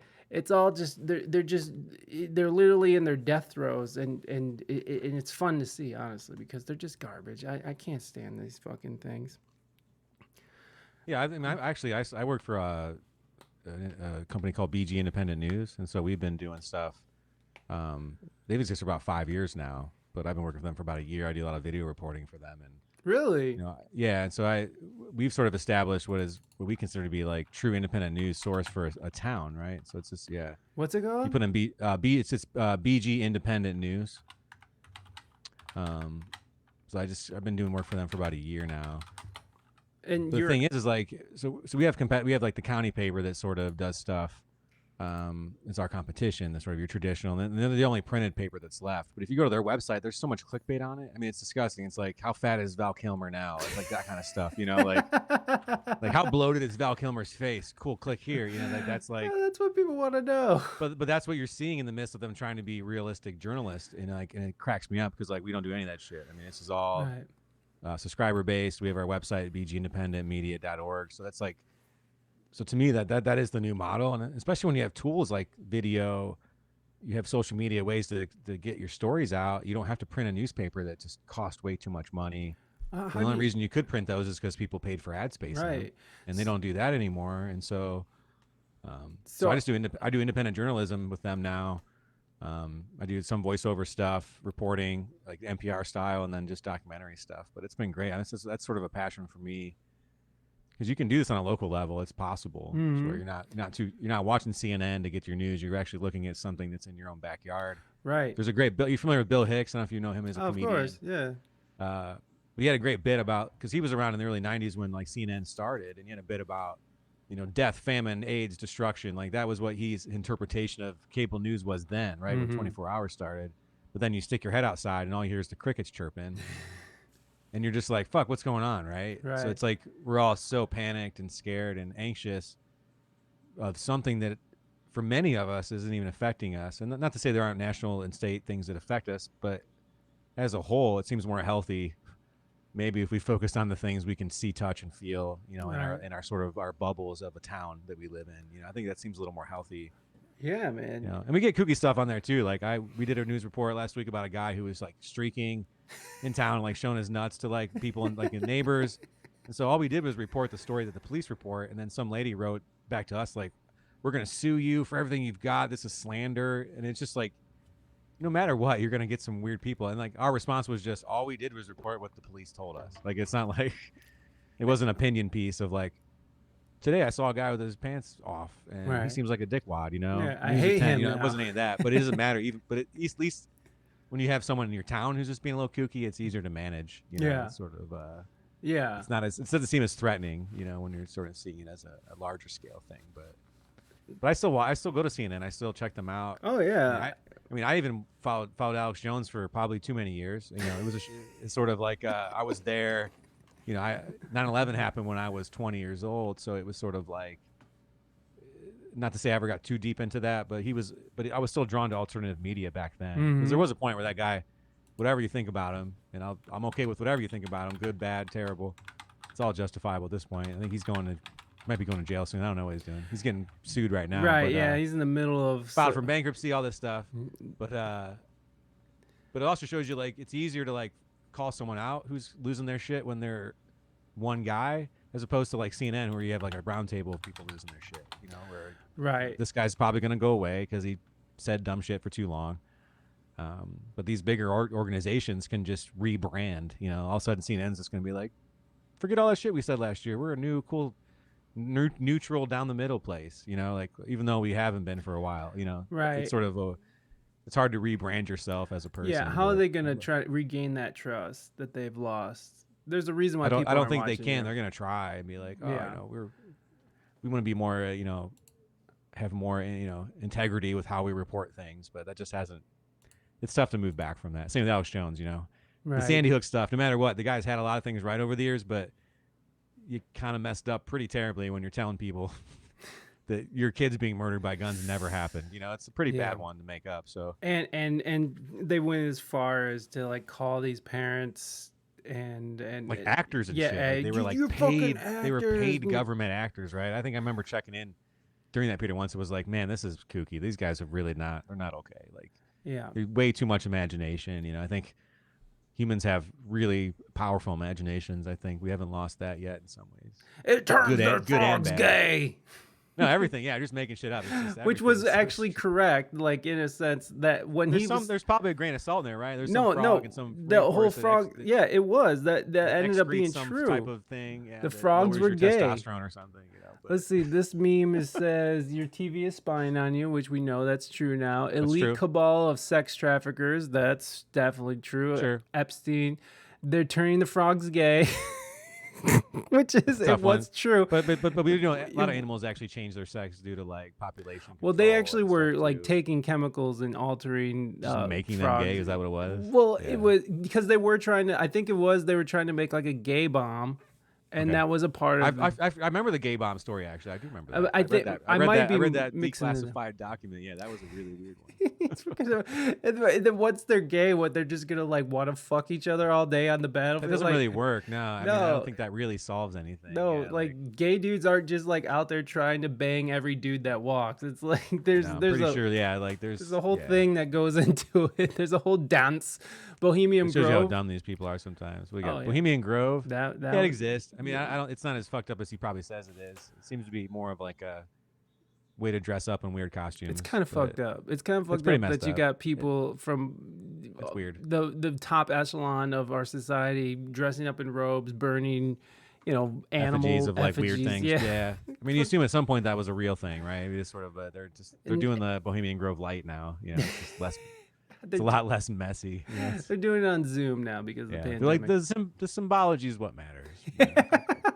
Burning the little baby fucking effigies. What's his rich people using baby blood? Yeah, but even that's not. I mean, I just read a story today about this. My kid has a book about this old queen of Spain from like the 1400s who was just drinking people's blood because she was convinced, and they ended up putting her like in a more or less. They isolated her in some room and let her die there. And that was 500 years ago. So I guess. Rich people drinking baby's blood, probably that's been around for quite a long time. Yeah. We'll go with that. Human monkey chimeras. I've heard of that. I don't know what that means. And you are here. I like that one. Interdimensional elves. That I like that one. I like that. I'm semi-familiar with that one. Yeah. DMT is real. DMT, son. yeah. Yeah, it's more or less just being like, yeah, if you do a lot of DMT, you're going to see some shit. That's all he was saying.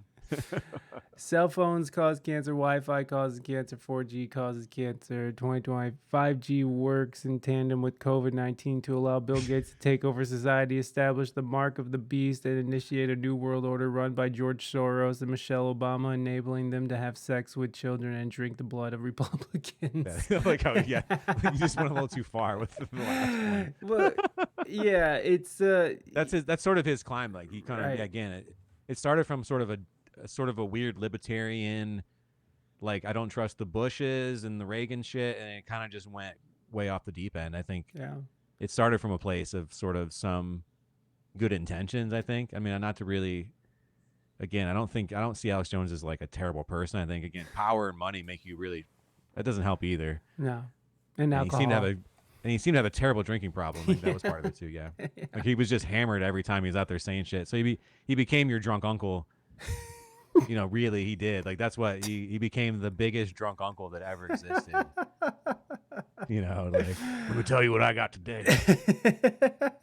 You heard this shit? And you're like, no, I have not. Like, all right, let's go. You're a fan of Owen? Oh yeah, Owen's a part of the InfoWars team, right? Yeah. Oh god, that guy, yeah. Owen, he's taking up the mantle. He's taking up the mantle. Is he taking over now? I don't know if he's taking. I don't know if he's taking over, but I think he's just the next guy. He's the next logical step. Yeah. Paul Joseph Watson. Like he was the British guy, so we all have to take him serious because he's got an accent. You're like, oh, he must be into. You gotta believe him. He's British. He's definitely. He does his research. Well, yeah, and again, like the thing about InfoWars even now, because I'll still like tune in, and I won't watch like whole streams or anything, but like I just check in just to kind of see. There'll be news articles and stuff that I'll look at, and because they're kind of jump off points, because if you're looking to get into a certain subject, you can sort of look into InfoWars and they touch on it, and they might blow it up into something bigger than it is, but then you could sort of use that and go cross-reference other things.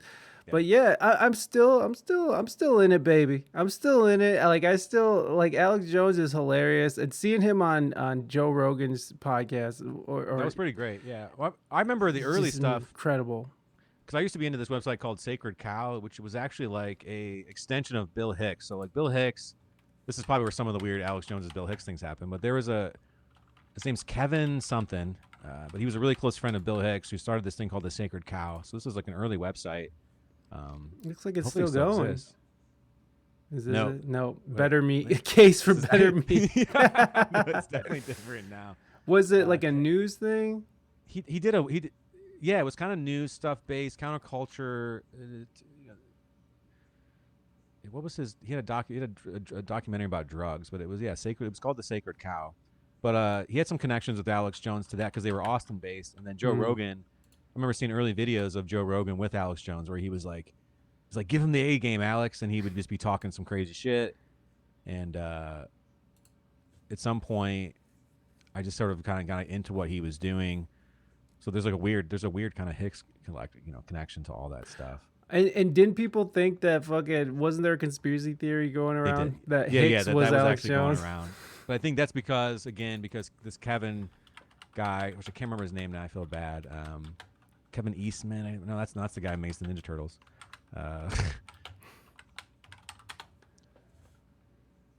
Irrefutable proof that Alex Jones is. Yeah.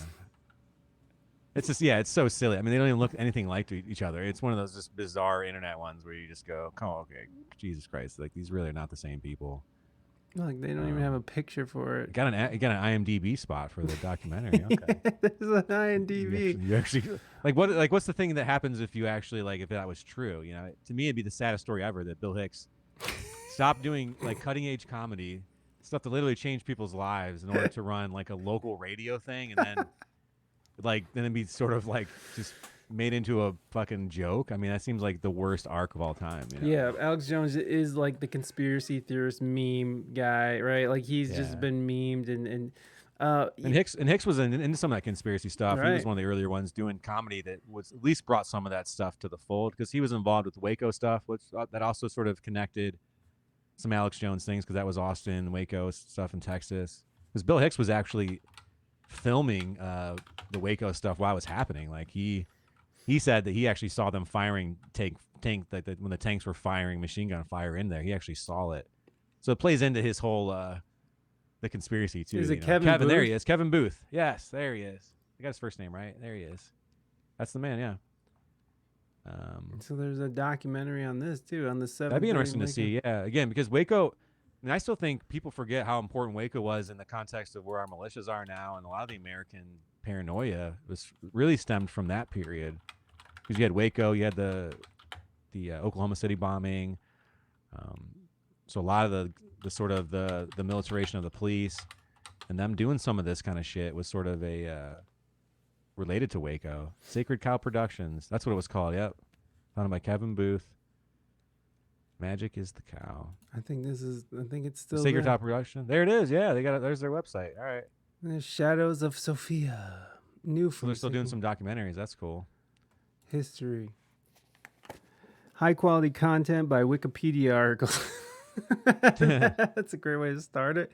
Sacred Cow Productions is a production company owned by Kevin Booth, which focuses on hard-hitting subjects like the war on drugs and other controversial subject matter, such as Waco, 9/11. Sacred Cow Productions also has produced videos and albums of famous comedians such as Bill Hicks, Joe Rogan, Doug Stanhope. In the early 80s, a core group of friends consisting of young philosophic musicians and comedians produced a weekly TV show for Austin cable access. Over 20 years later, Sacred Cow still tries to distance itself from any sort of organized movement.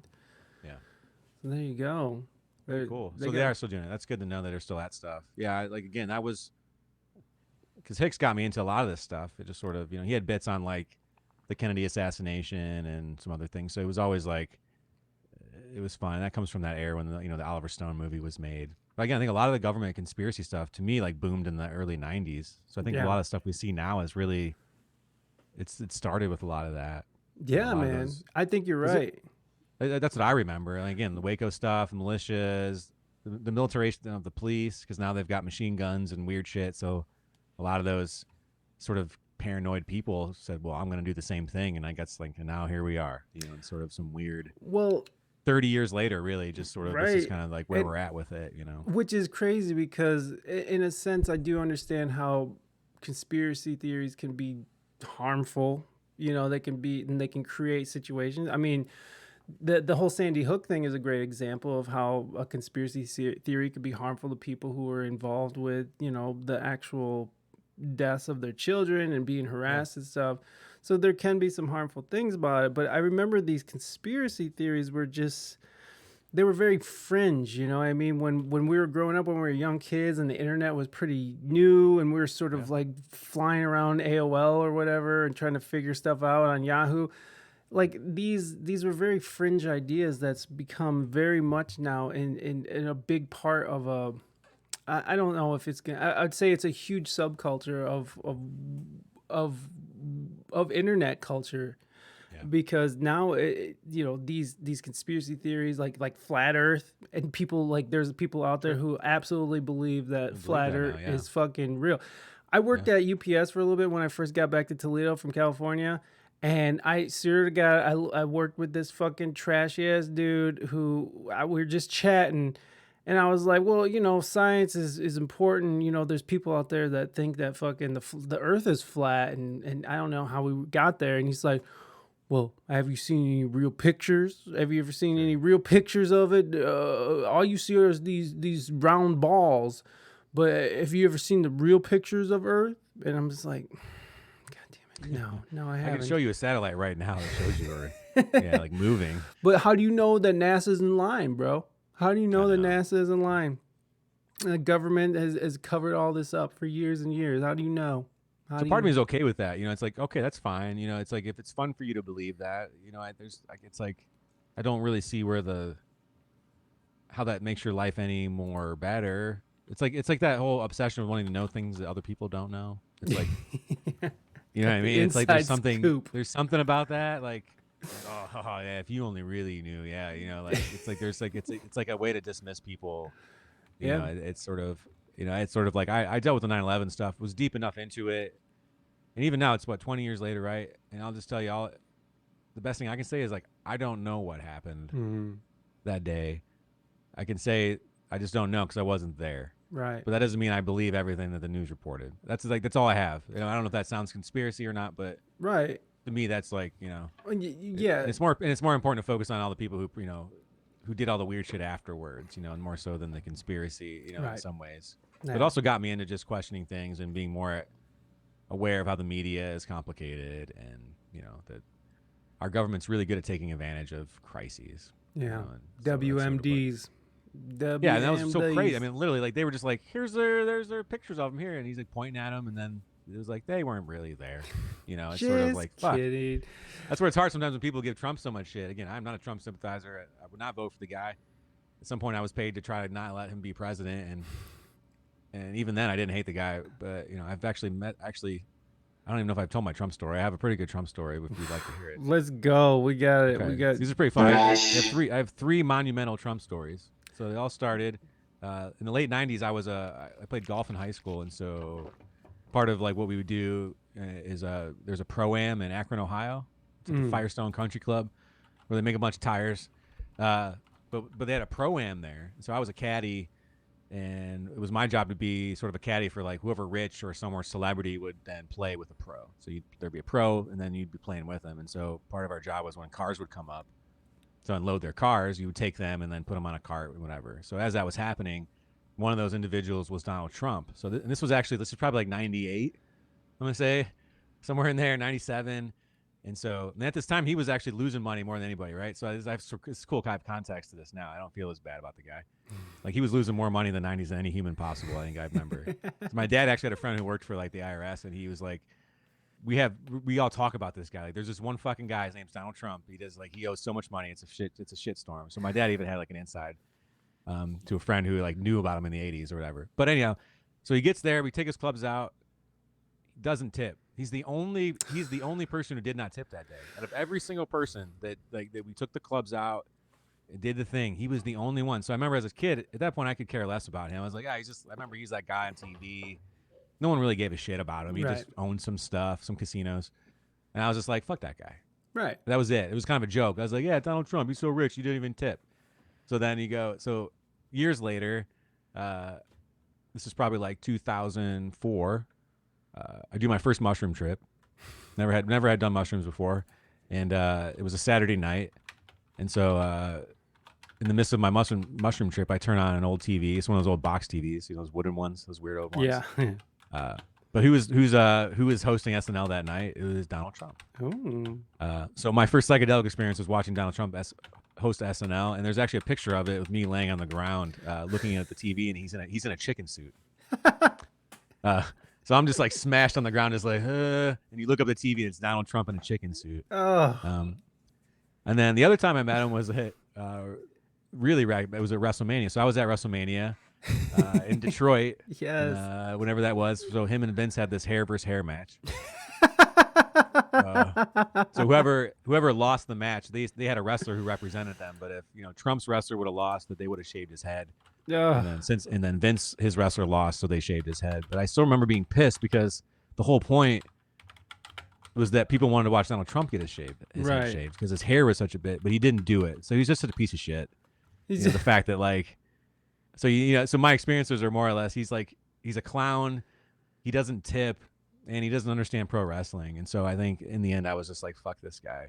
I'm never voting for you. I don't even take into consideration all the other batshit stuff he's done. I was already not in it before he ran for president. So that's sort of like, if anyone asked me oh, you don't like Trump, I'd be like, it's just because I have life experiences that just make me never want to vote for that clown. It's just so weird. We didn't get off on the right foot. Just let's put there it it is. way. I was there. I watched this happen in person. This is in Detroit.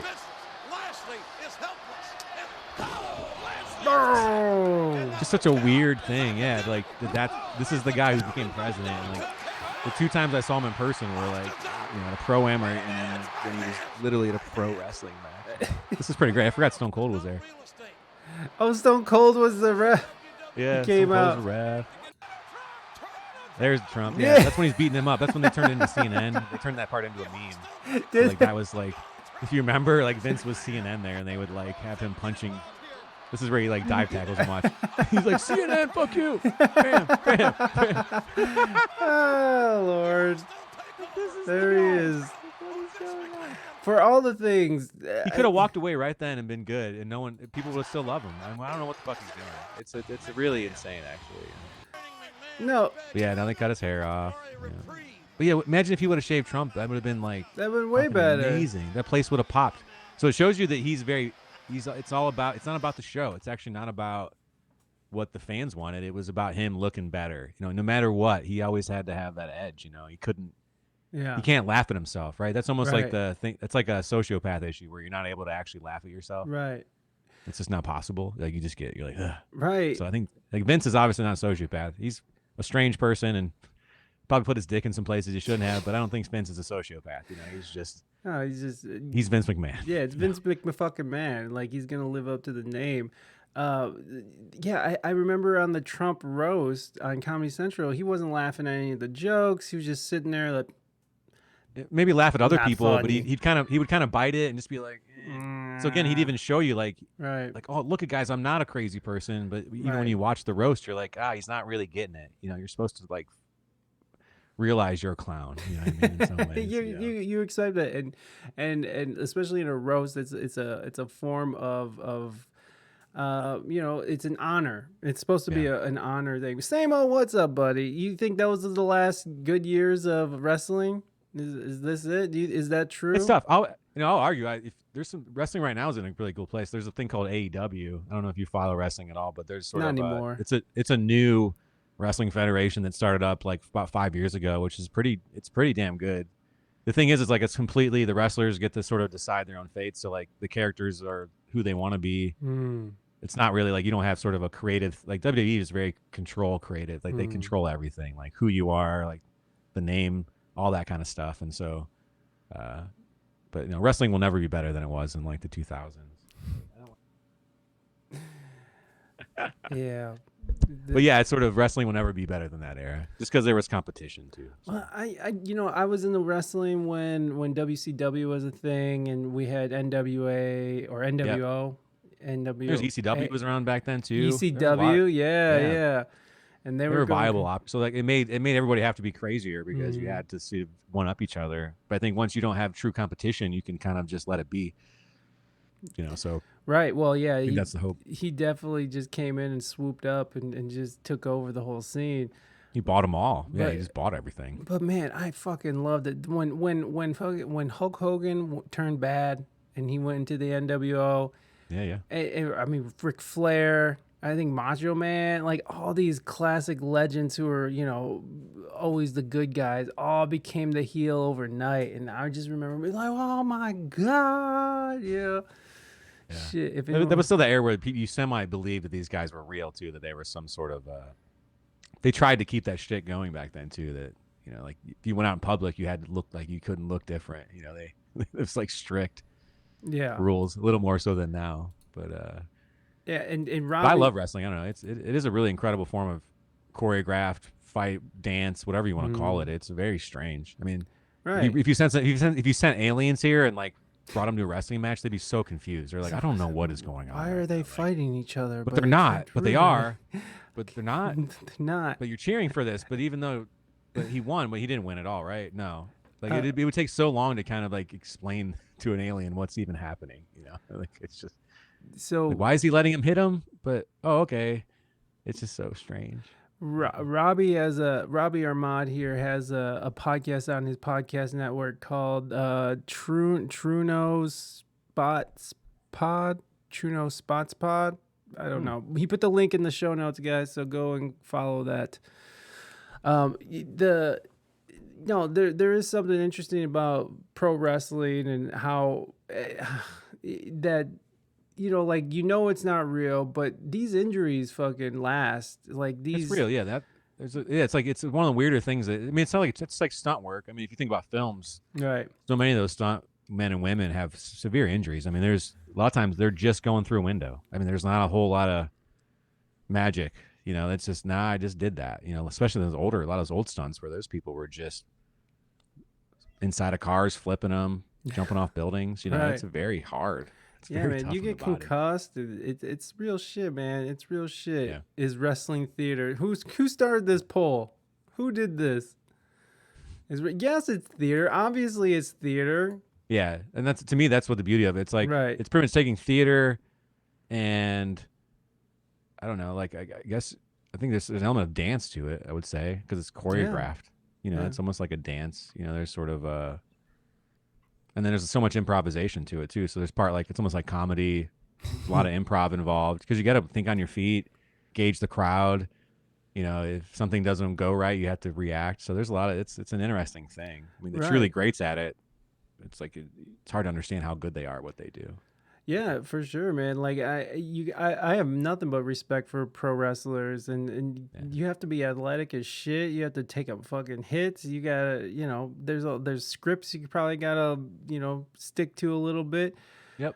It's a really interesting sport, man. But I don't know. I just fell off at one point, and yeah, it makes sense.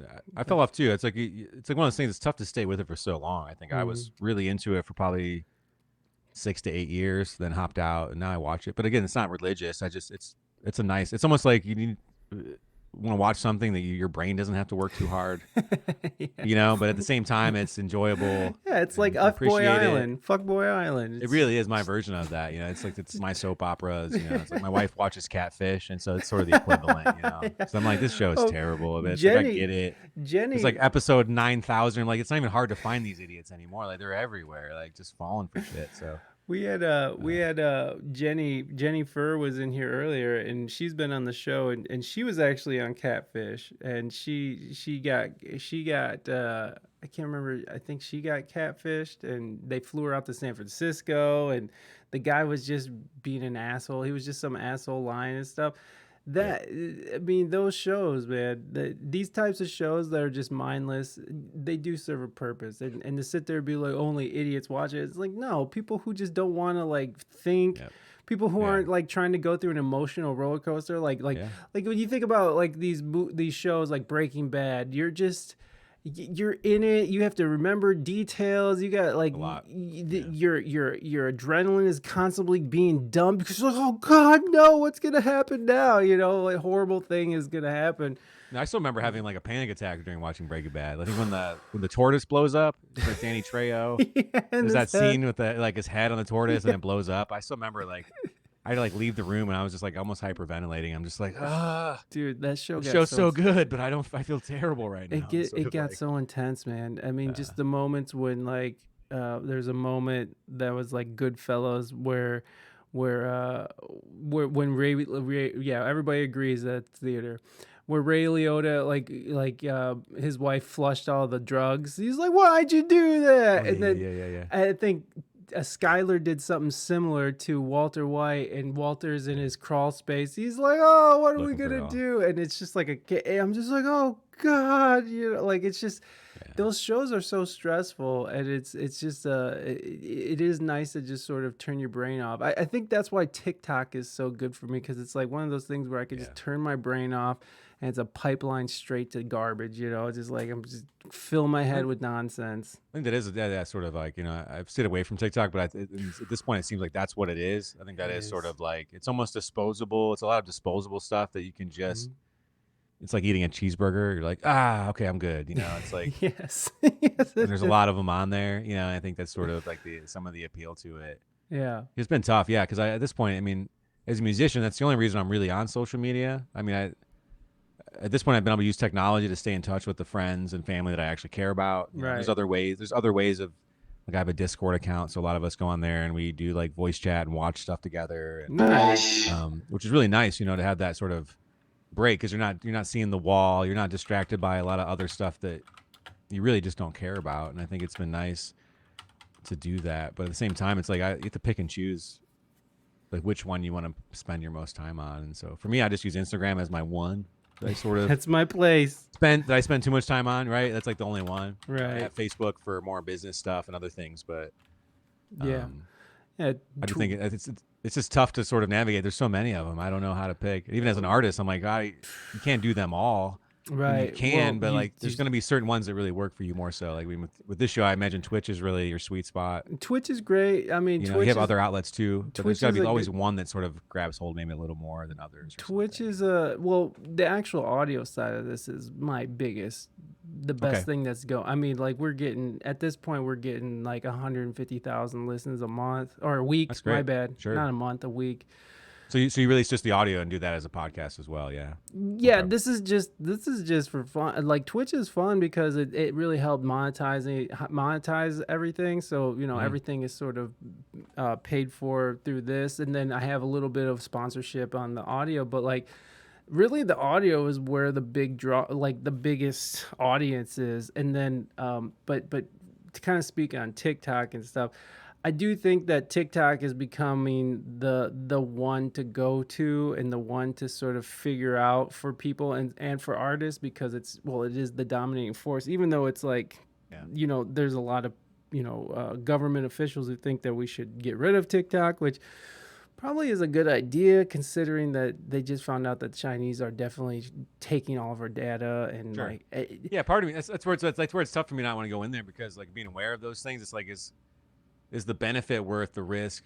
And I guess it's like my struggle with social media is none of them were actually created to help a musician. I mean, no one ever went, let's create Instagram to help those bands like get the word out, or even Facebook wasn't that, or none of those things. I don't even know what TikTok was really, what the origin of TikTok was, other than I guess stealing all your information and giving it to the Chinese. But I guess but it's dancing. But it seemed to be more like quick, sort of disposable stuff, and streamline that way. But even that for me as an artist, that's not going to work. I mean, I even struggle now. It's like if you go to our Spotify page, you would look at us and go, oh, this band no one gives a shit about, right?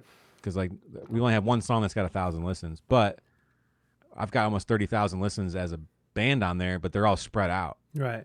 They're albums, right? It's like I have lots of songs that have hundreds of listens, but they're spread out, which is but if you look at our page, it's like, oh, I guess these guys aren't doing anything. They ain't shit. But you can be a band who's got like 3 singles out, and you're like, these guys are hot. Right. It's just like, well, those are just, it's sort of like, Spotify obviously was made for musicians to get the word out, but I think even like the numbers system actually seems to be. I wish they just get rid of it. Like, why is that necessary? Right. Like, why can't you just have like when you're on iTunes, you don't go, how many people listen to this song today? You don't give a shit. You're just like, I want to listen to this song because I like this band. And then you move on. So like the numbers game, I think as a musician or an artist is just, it's brutal. I think it is. If anything, I'd like to get out of anything that is using like sort of numbers to quantify success. Right. In its own way, I guess. I don't know. No, I feel that, man. And those numbers become such a drag. And when people aren't hitting those numbers, they take it real hard. And it's like, man, if you're in this for the long haul, you just got to be consistent, and you just got to be in it, and you just got to keep going, and not let these numbers distract you. And we've all been there. The one thing I gotta say about Twitch is Twitch does feed my like the music side of things. So like people will listen to my music off of this. It does feed other aspects of like social media. Like my wife, for instance, before she got on Twitch, her music they were all under 1,000. No one was really streaming it.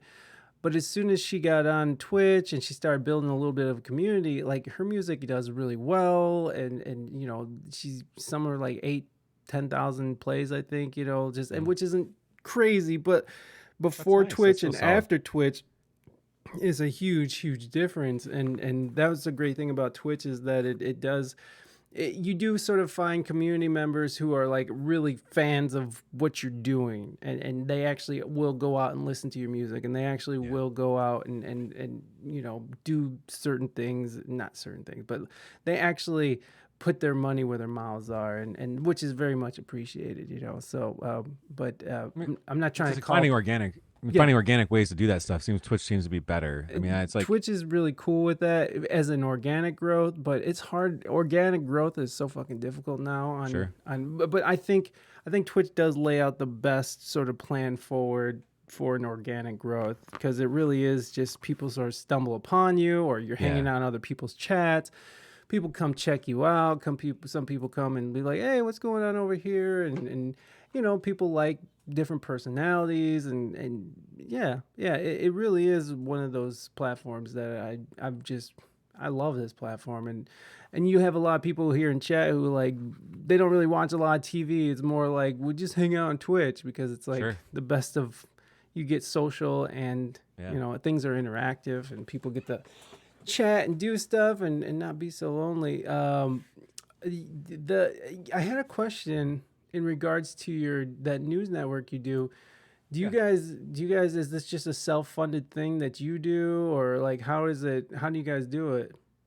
Yeah, so we, in theory, at this point, most of it was done through 2 writers who then sort of like produced most of the content for the page, and they worked for the Sentinel, the county paper, for like 30 years. And so when they started the website, it was more just labor of love, but then they actually found sponsorships through our actual website. So if you go there, there's some banners up top. So we get, in theory, what it is, it's more of like underwriters. I mean, that's kind of what you're looking at. It's like people who sponsor us, it's almost like it's like the PBS model, the NPR model. It's more that. But it's completely free. So we've got some ad space on the right, but we're control that stuff. It's usually job posting, stuff that's relevant to the area. And so it's not a ton, again, we're trying to grow because again, with keeping it free and we're not super ad heavy. I mean, it's really, at the end of the day, it's really content heavy. Right. Side banner has some stuff, but that's it. I mean, it's like, to me, it's like a great model. What you could do for almost any city could almost take this idea. Right. And have it in their town. It could be Perrysburg Independent News. It could be Toledo Independent. Something a little smaller. It actually makes it somewhat easier. But BG's got a big town. There's 20, 30,000 people here at any moment. So. Oh wow. Oh yeah, and plus the school, right? Yep. So you get that a bit, but yeah, we just sort of like most of the stuff up top is where we get a majority of some of our money, and we get underwriting and things like that too. So, and a lot of it's just people in town who want to donate. It's like a Patreon. In some ways it's set up that way. So if you're in town, you're like, hey, you know what? The fact that you're giving me free news that I actually use, I'm not using.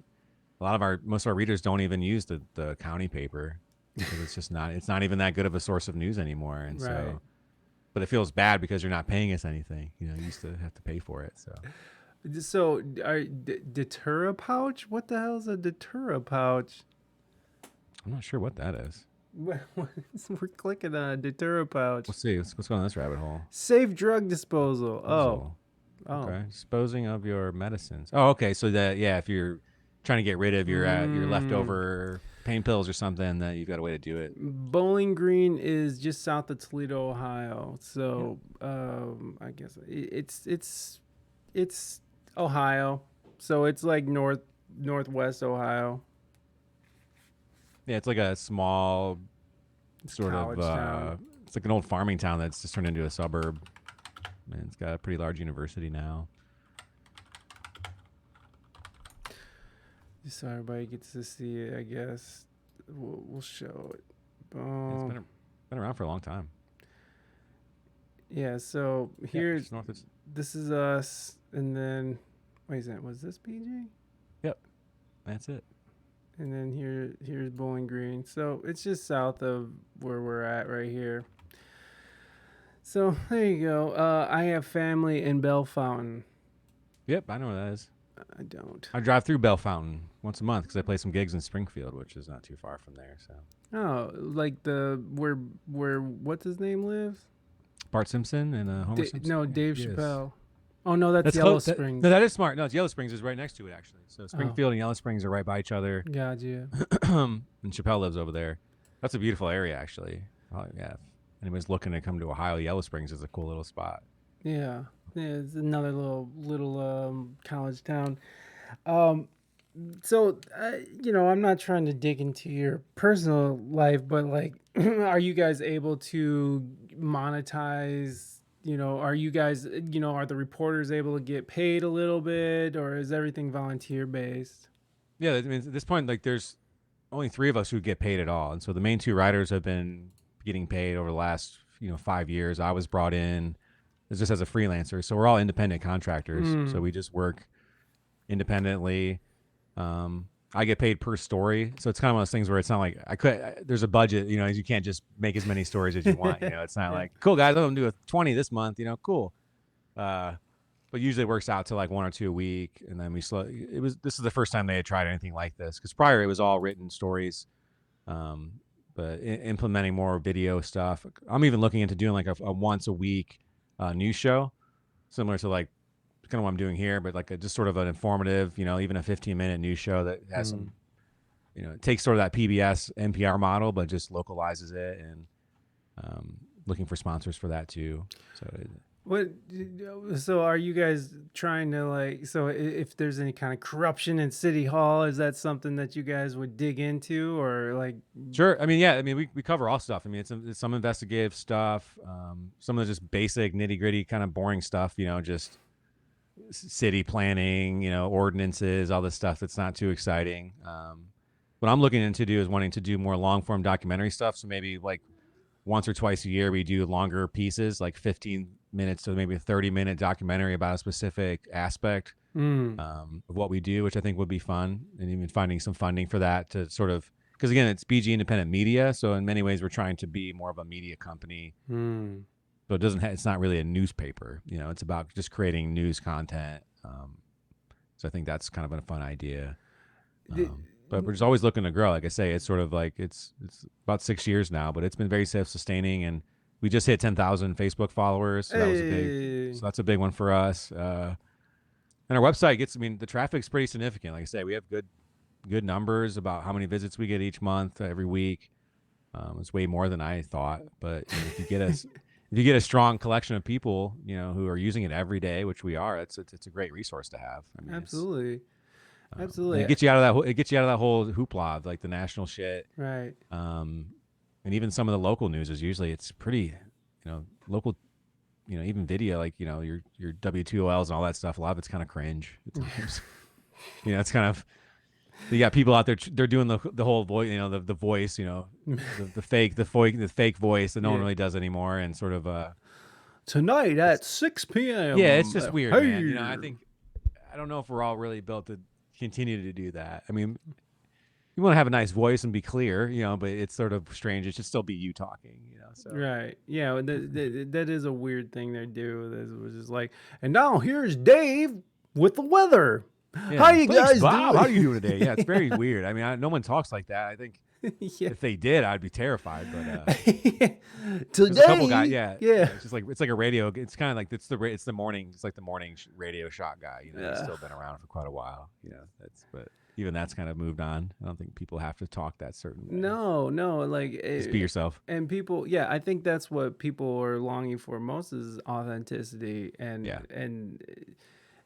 that's what's great about podcasting. That's what's been great about, independent media on YouTube or Rumble or wherever you kind of go to for all this stuff, is that, you get people just being real. They're not putting on any airs. They're not trying to sell you a narrative. They're just, here it is. This is me. This is how we're doing it. Blah, blah, blah. Let's move on. And I think that we probably got so inundated with all that bullshit that we're just like lusting. Fake news. Yeah.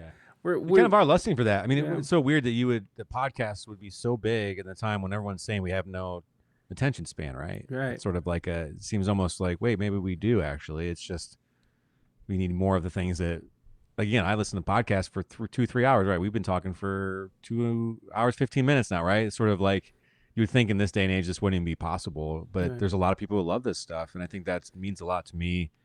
And as a musician who makes records, it doesn't make me so scared to be like, oh, no one's ever going to listen to all these songs in a row. All I ask is you do it once, but I think people have way more attention span than they give us credit for at this point too, and even younger people. Yeah. Unless it's all just older people listening to podcasts and stuff, but I don't think that's the case. No, it's not. I don't think it is. No, it's not the case. But I mean, I don't know. TikTok is definitely. TikTok might take us back. Might take us back to like, if this video is more than 3 minutes long, I can't fuck with it, because that's, oh my god. But even Instagram was like that before. Yeah. I mean, hell, even YouTube when it started, it was only 10 minutes. I mean, like they didn't let you post something. That's long. right. That's And right. I think that was server issues. I think that was more related to that than necessarily like, no one's going to watch something that long. But even now you can just 3-hour videos on YouTube. It's all over the place. Yeah, and people will watch every last minute of it. It's fucking. It's like wild. it's what you man. want, right? Yeah. If you want a cheeseburger, like TikTok's good. Bam, bam, bam. Check your Instagram. And if you want like a slow roasted, a slow roast where the meat's falling off the bone, it's like it's more of a podcast vibe. It's sort of, I like both of those things too. You don't have Story time on how dating a white boy. Sorry guys, my bad. It is Tree No Leaves on YouTube. Yes. Yeah, we are. Yeah. Just / Tree No Leaves. Oh, this is Snarky Puppy. That is not. Here, We got a bunch of music videos on there from over the years. I like the ones you picked from earlier too. That was nice. Copy pasta. There you go. There's the YouTube. I didn't have the YouTube link in there. Sorry, guys. But yeah, go follow Tree No Leaves. They're out there doing it. Oh, so what? Any plans with the band? Any releases you're thinking about, or? Yeah, right now we're kind of the last year we've just been playing a ton. So I mean, we're on pace to play like 65, 70 shows this year. So for us, that's quite a lot. So we've been just focusing on that. We put out our concept record last year, and so that we were still just kind of promoting that a little bit, but mostly just playing shows, working on some new music. I'm working on like a mixtape that I'm putting out, which is just sort of because I like to at least put out something once a year, even though if it's not new stuff, but it's a mixtape of like, I have all these old tracks, like live takes from shows, demos that never materialized, just instrumentals from weird sessions that just never found a home. And so what I'm kind of messing around with this idea of doing like a radio show where I just kind of talk while this in tracks come in. So it's almost like a radio show, and I call it the Ghost Melodious Mixtape Hour, but sort of just like find a different way to release old stuff. Yeah. As opposed to just like, oh, here's a bunch of B-sides. Cool, guys. I wanted to make it more of like, hey, sit down for an hour. I'm going to give you context to like what this stuff is. So right. Oh, this is a song we recorded in this weird halfway house thing in Tiffin, and like we somehow just made this really cool track. Check it out, and kind of play into it a little bit. So we probably have something like that coming out this year, and then just writing new music. We're working on like a flip side record. We've been doing vinyl the last couple of years, and so I'm pretty committed to that. And we want to do a 12-inch where I'm committed to it.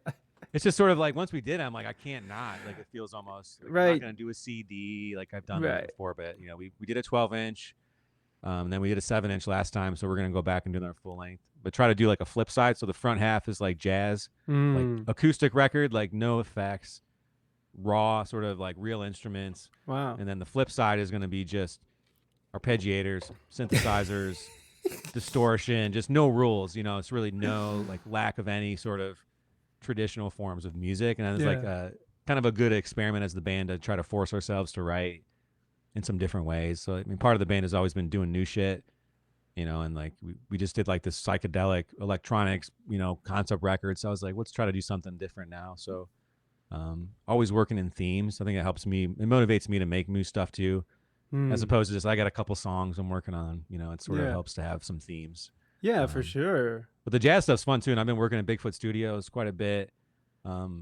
with Travis there, just doing odds and ends and different projects. And so tracking there would be ideal because he's got a beautiful grand piano, a real Rhodes, you know, like real instruments. I just like, it'd be fun to put out a record with pretty much an acoustic record. You know, if you say that, most people will be like, oh no, what's that mean? But you know what I mean by acoustic record is really just the raw instruments themselves. Yeah. I've never done that, which I think would be fun, you know, and it almost leads you can do more with mixing and mastering with that too. Gives you some more space. So yeah, that's about it though. Yeah, just keep him busy with the band. We're playing Black Swamp. Oh my God. Eddie Brown And, music. At Robbie G _ sports OTHP Eddie B11 hi. Hey, Eddie B, thank you so much for the tier 1, and you subscribed for 2 months. Eddie B music, thank you so much. Everybody, go give Eddie Brown music a follow. Oh, you know what? Let me look at what you're doing over here. We got Eddie Brown music. Thank you so much for the sub. I really, really appreciate that for 2 months. Thank you so much. Let me play something for you. This is for you. Hello and welcome to We Speak English Good TV. I'm your announcer, Jean-Claude Van Damme. Now please, put your fists in the air. Wave them like you do not care. For your host, Mike EP. Yay, that's me. Thank you so much, Eddie Brown. I appreciate you. I really do. I appreciate what you do. And everybody, let's give Eddie Brown some love here. Yeah, thank you for that shout out for Eddie Brown music. What was Eddie Brown doing over here? Oh my God, I just broke something. What the fuck is happening? Why do I have interference? Your band is fucking awesome, first of all, and I love Bigfoot Records, second of all. I think that's where I was going. I love Travis. Travis has been mixing and mastering some of my latest releases and stuff, so awesome. And Reina's, so we work with Travis quite a bit. But he's just, man, I love that place. I love his attitude. I love the vibe in there. You know, I love that he built that shit himself, and he's just murdering. He's just murdering.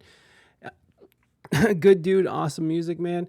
I also wanted to go back to TikTok real quick because I just put this video up and it has 24,000 views. 24,000 views, guys. If you're and you know what? So I've been doing these greatest music conspiracies, and this is the second one. And I put up is Stevie Wonder blind?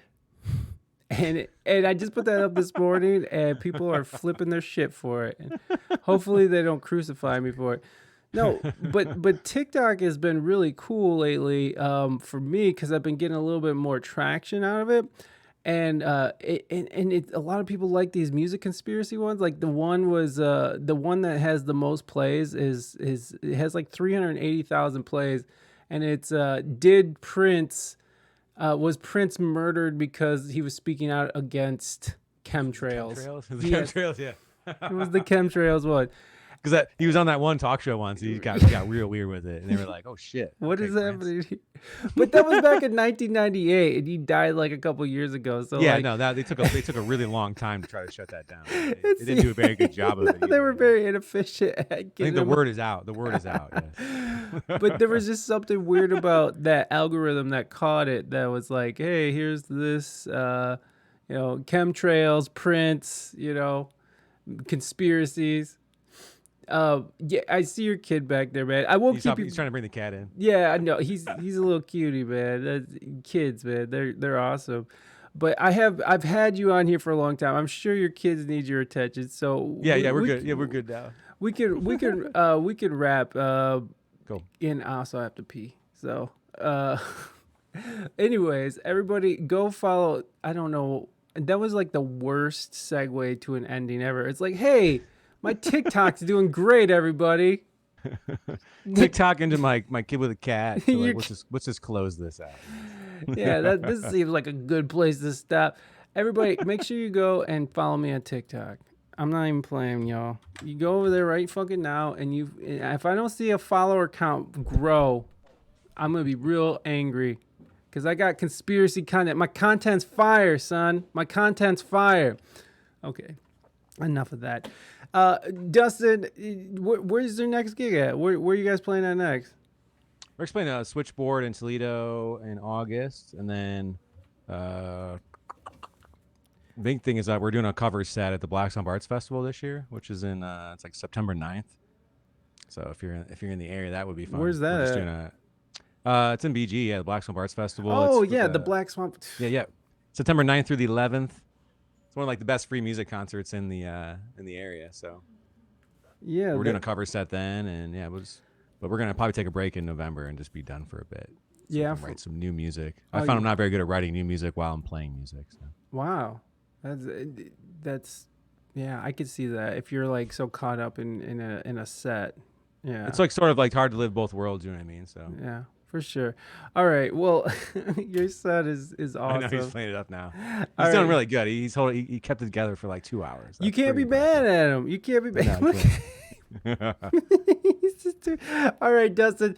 Thank you again so much. Everybody, make sure that you go and follow Dustin on all these social media platforms and Google Trino Leaves. We should come up. Yeah, Trino Leaves. There's like a David Crosby song or something weird. I don't know.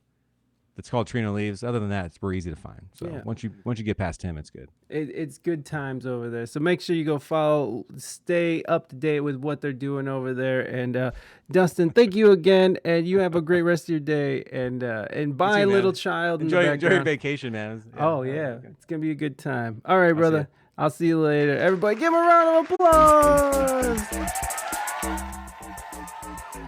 Oh, he left.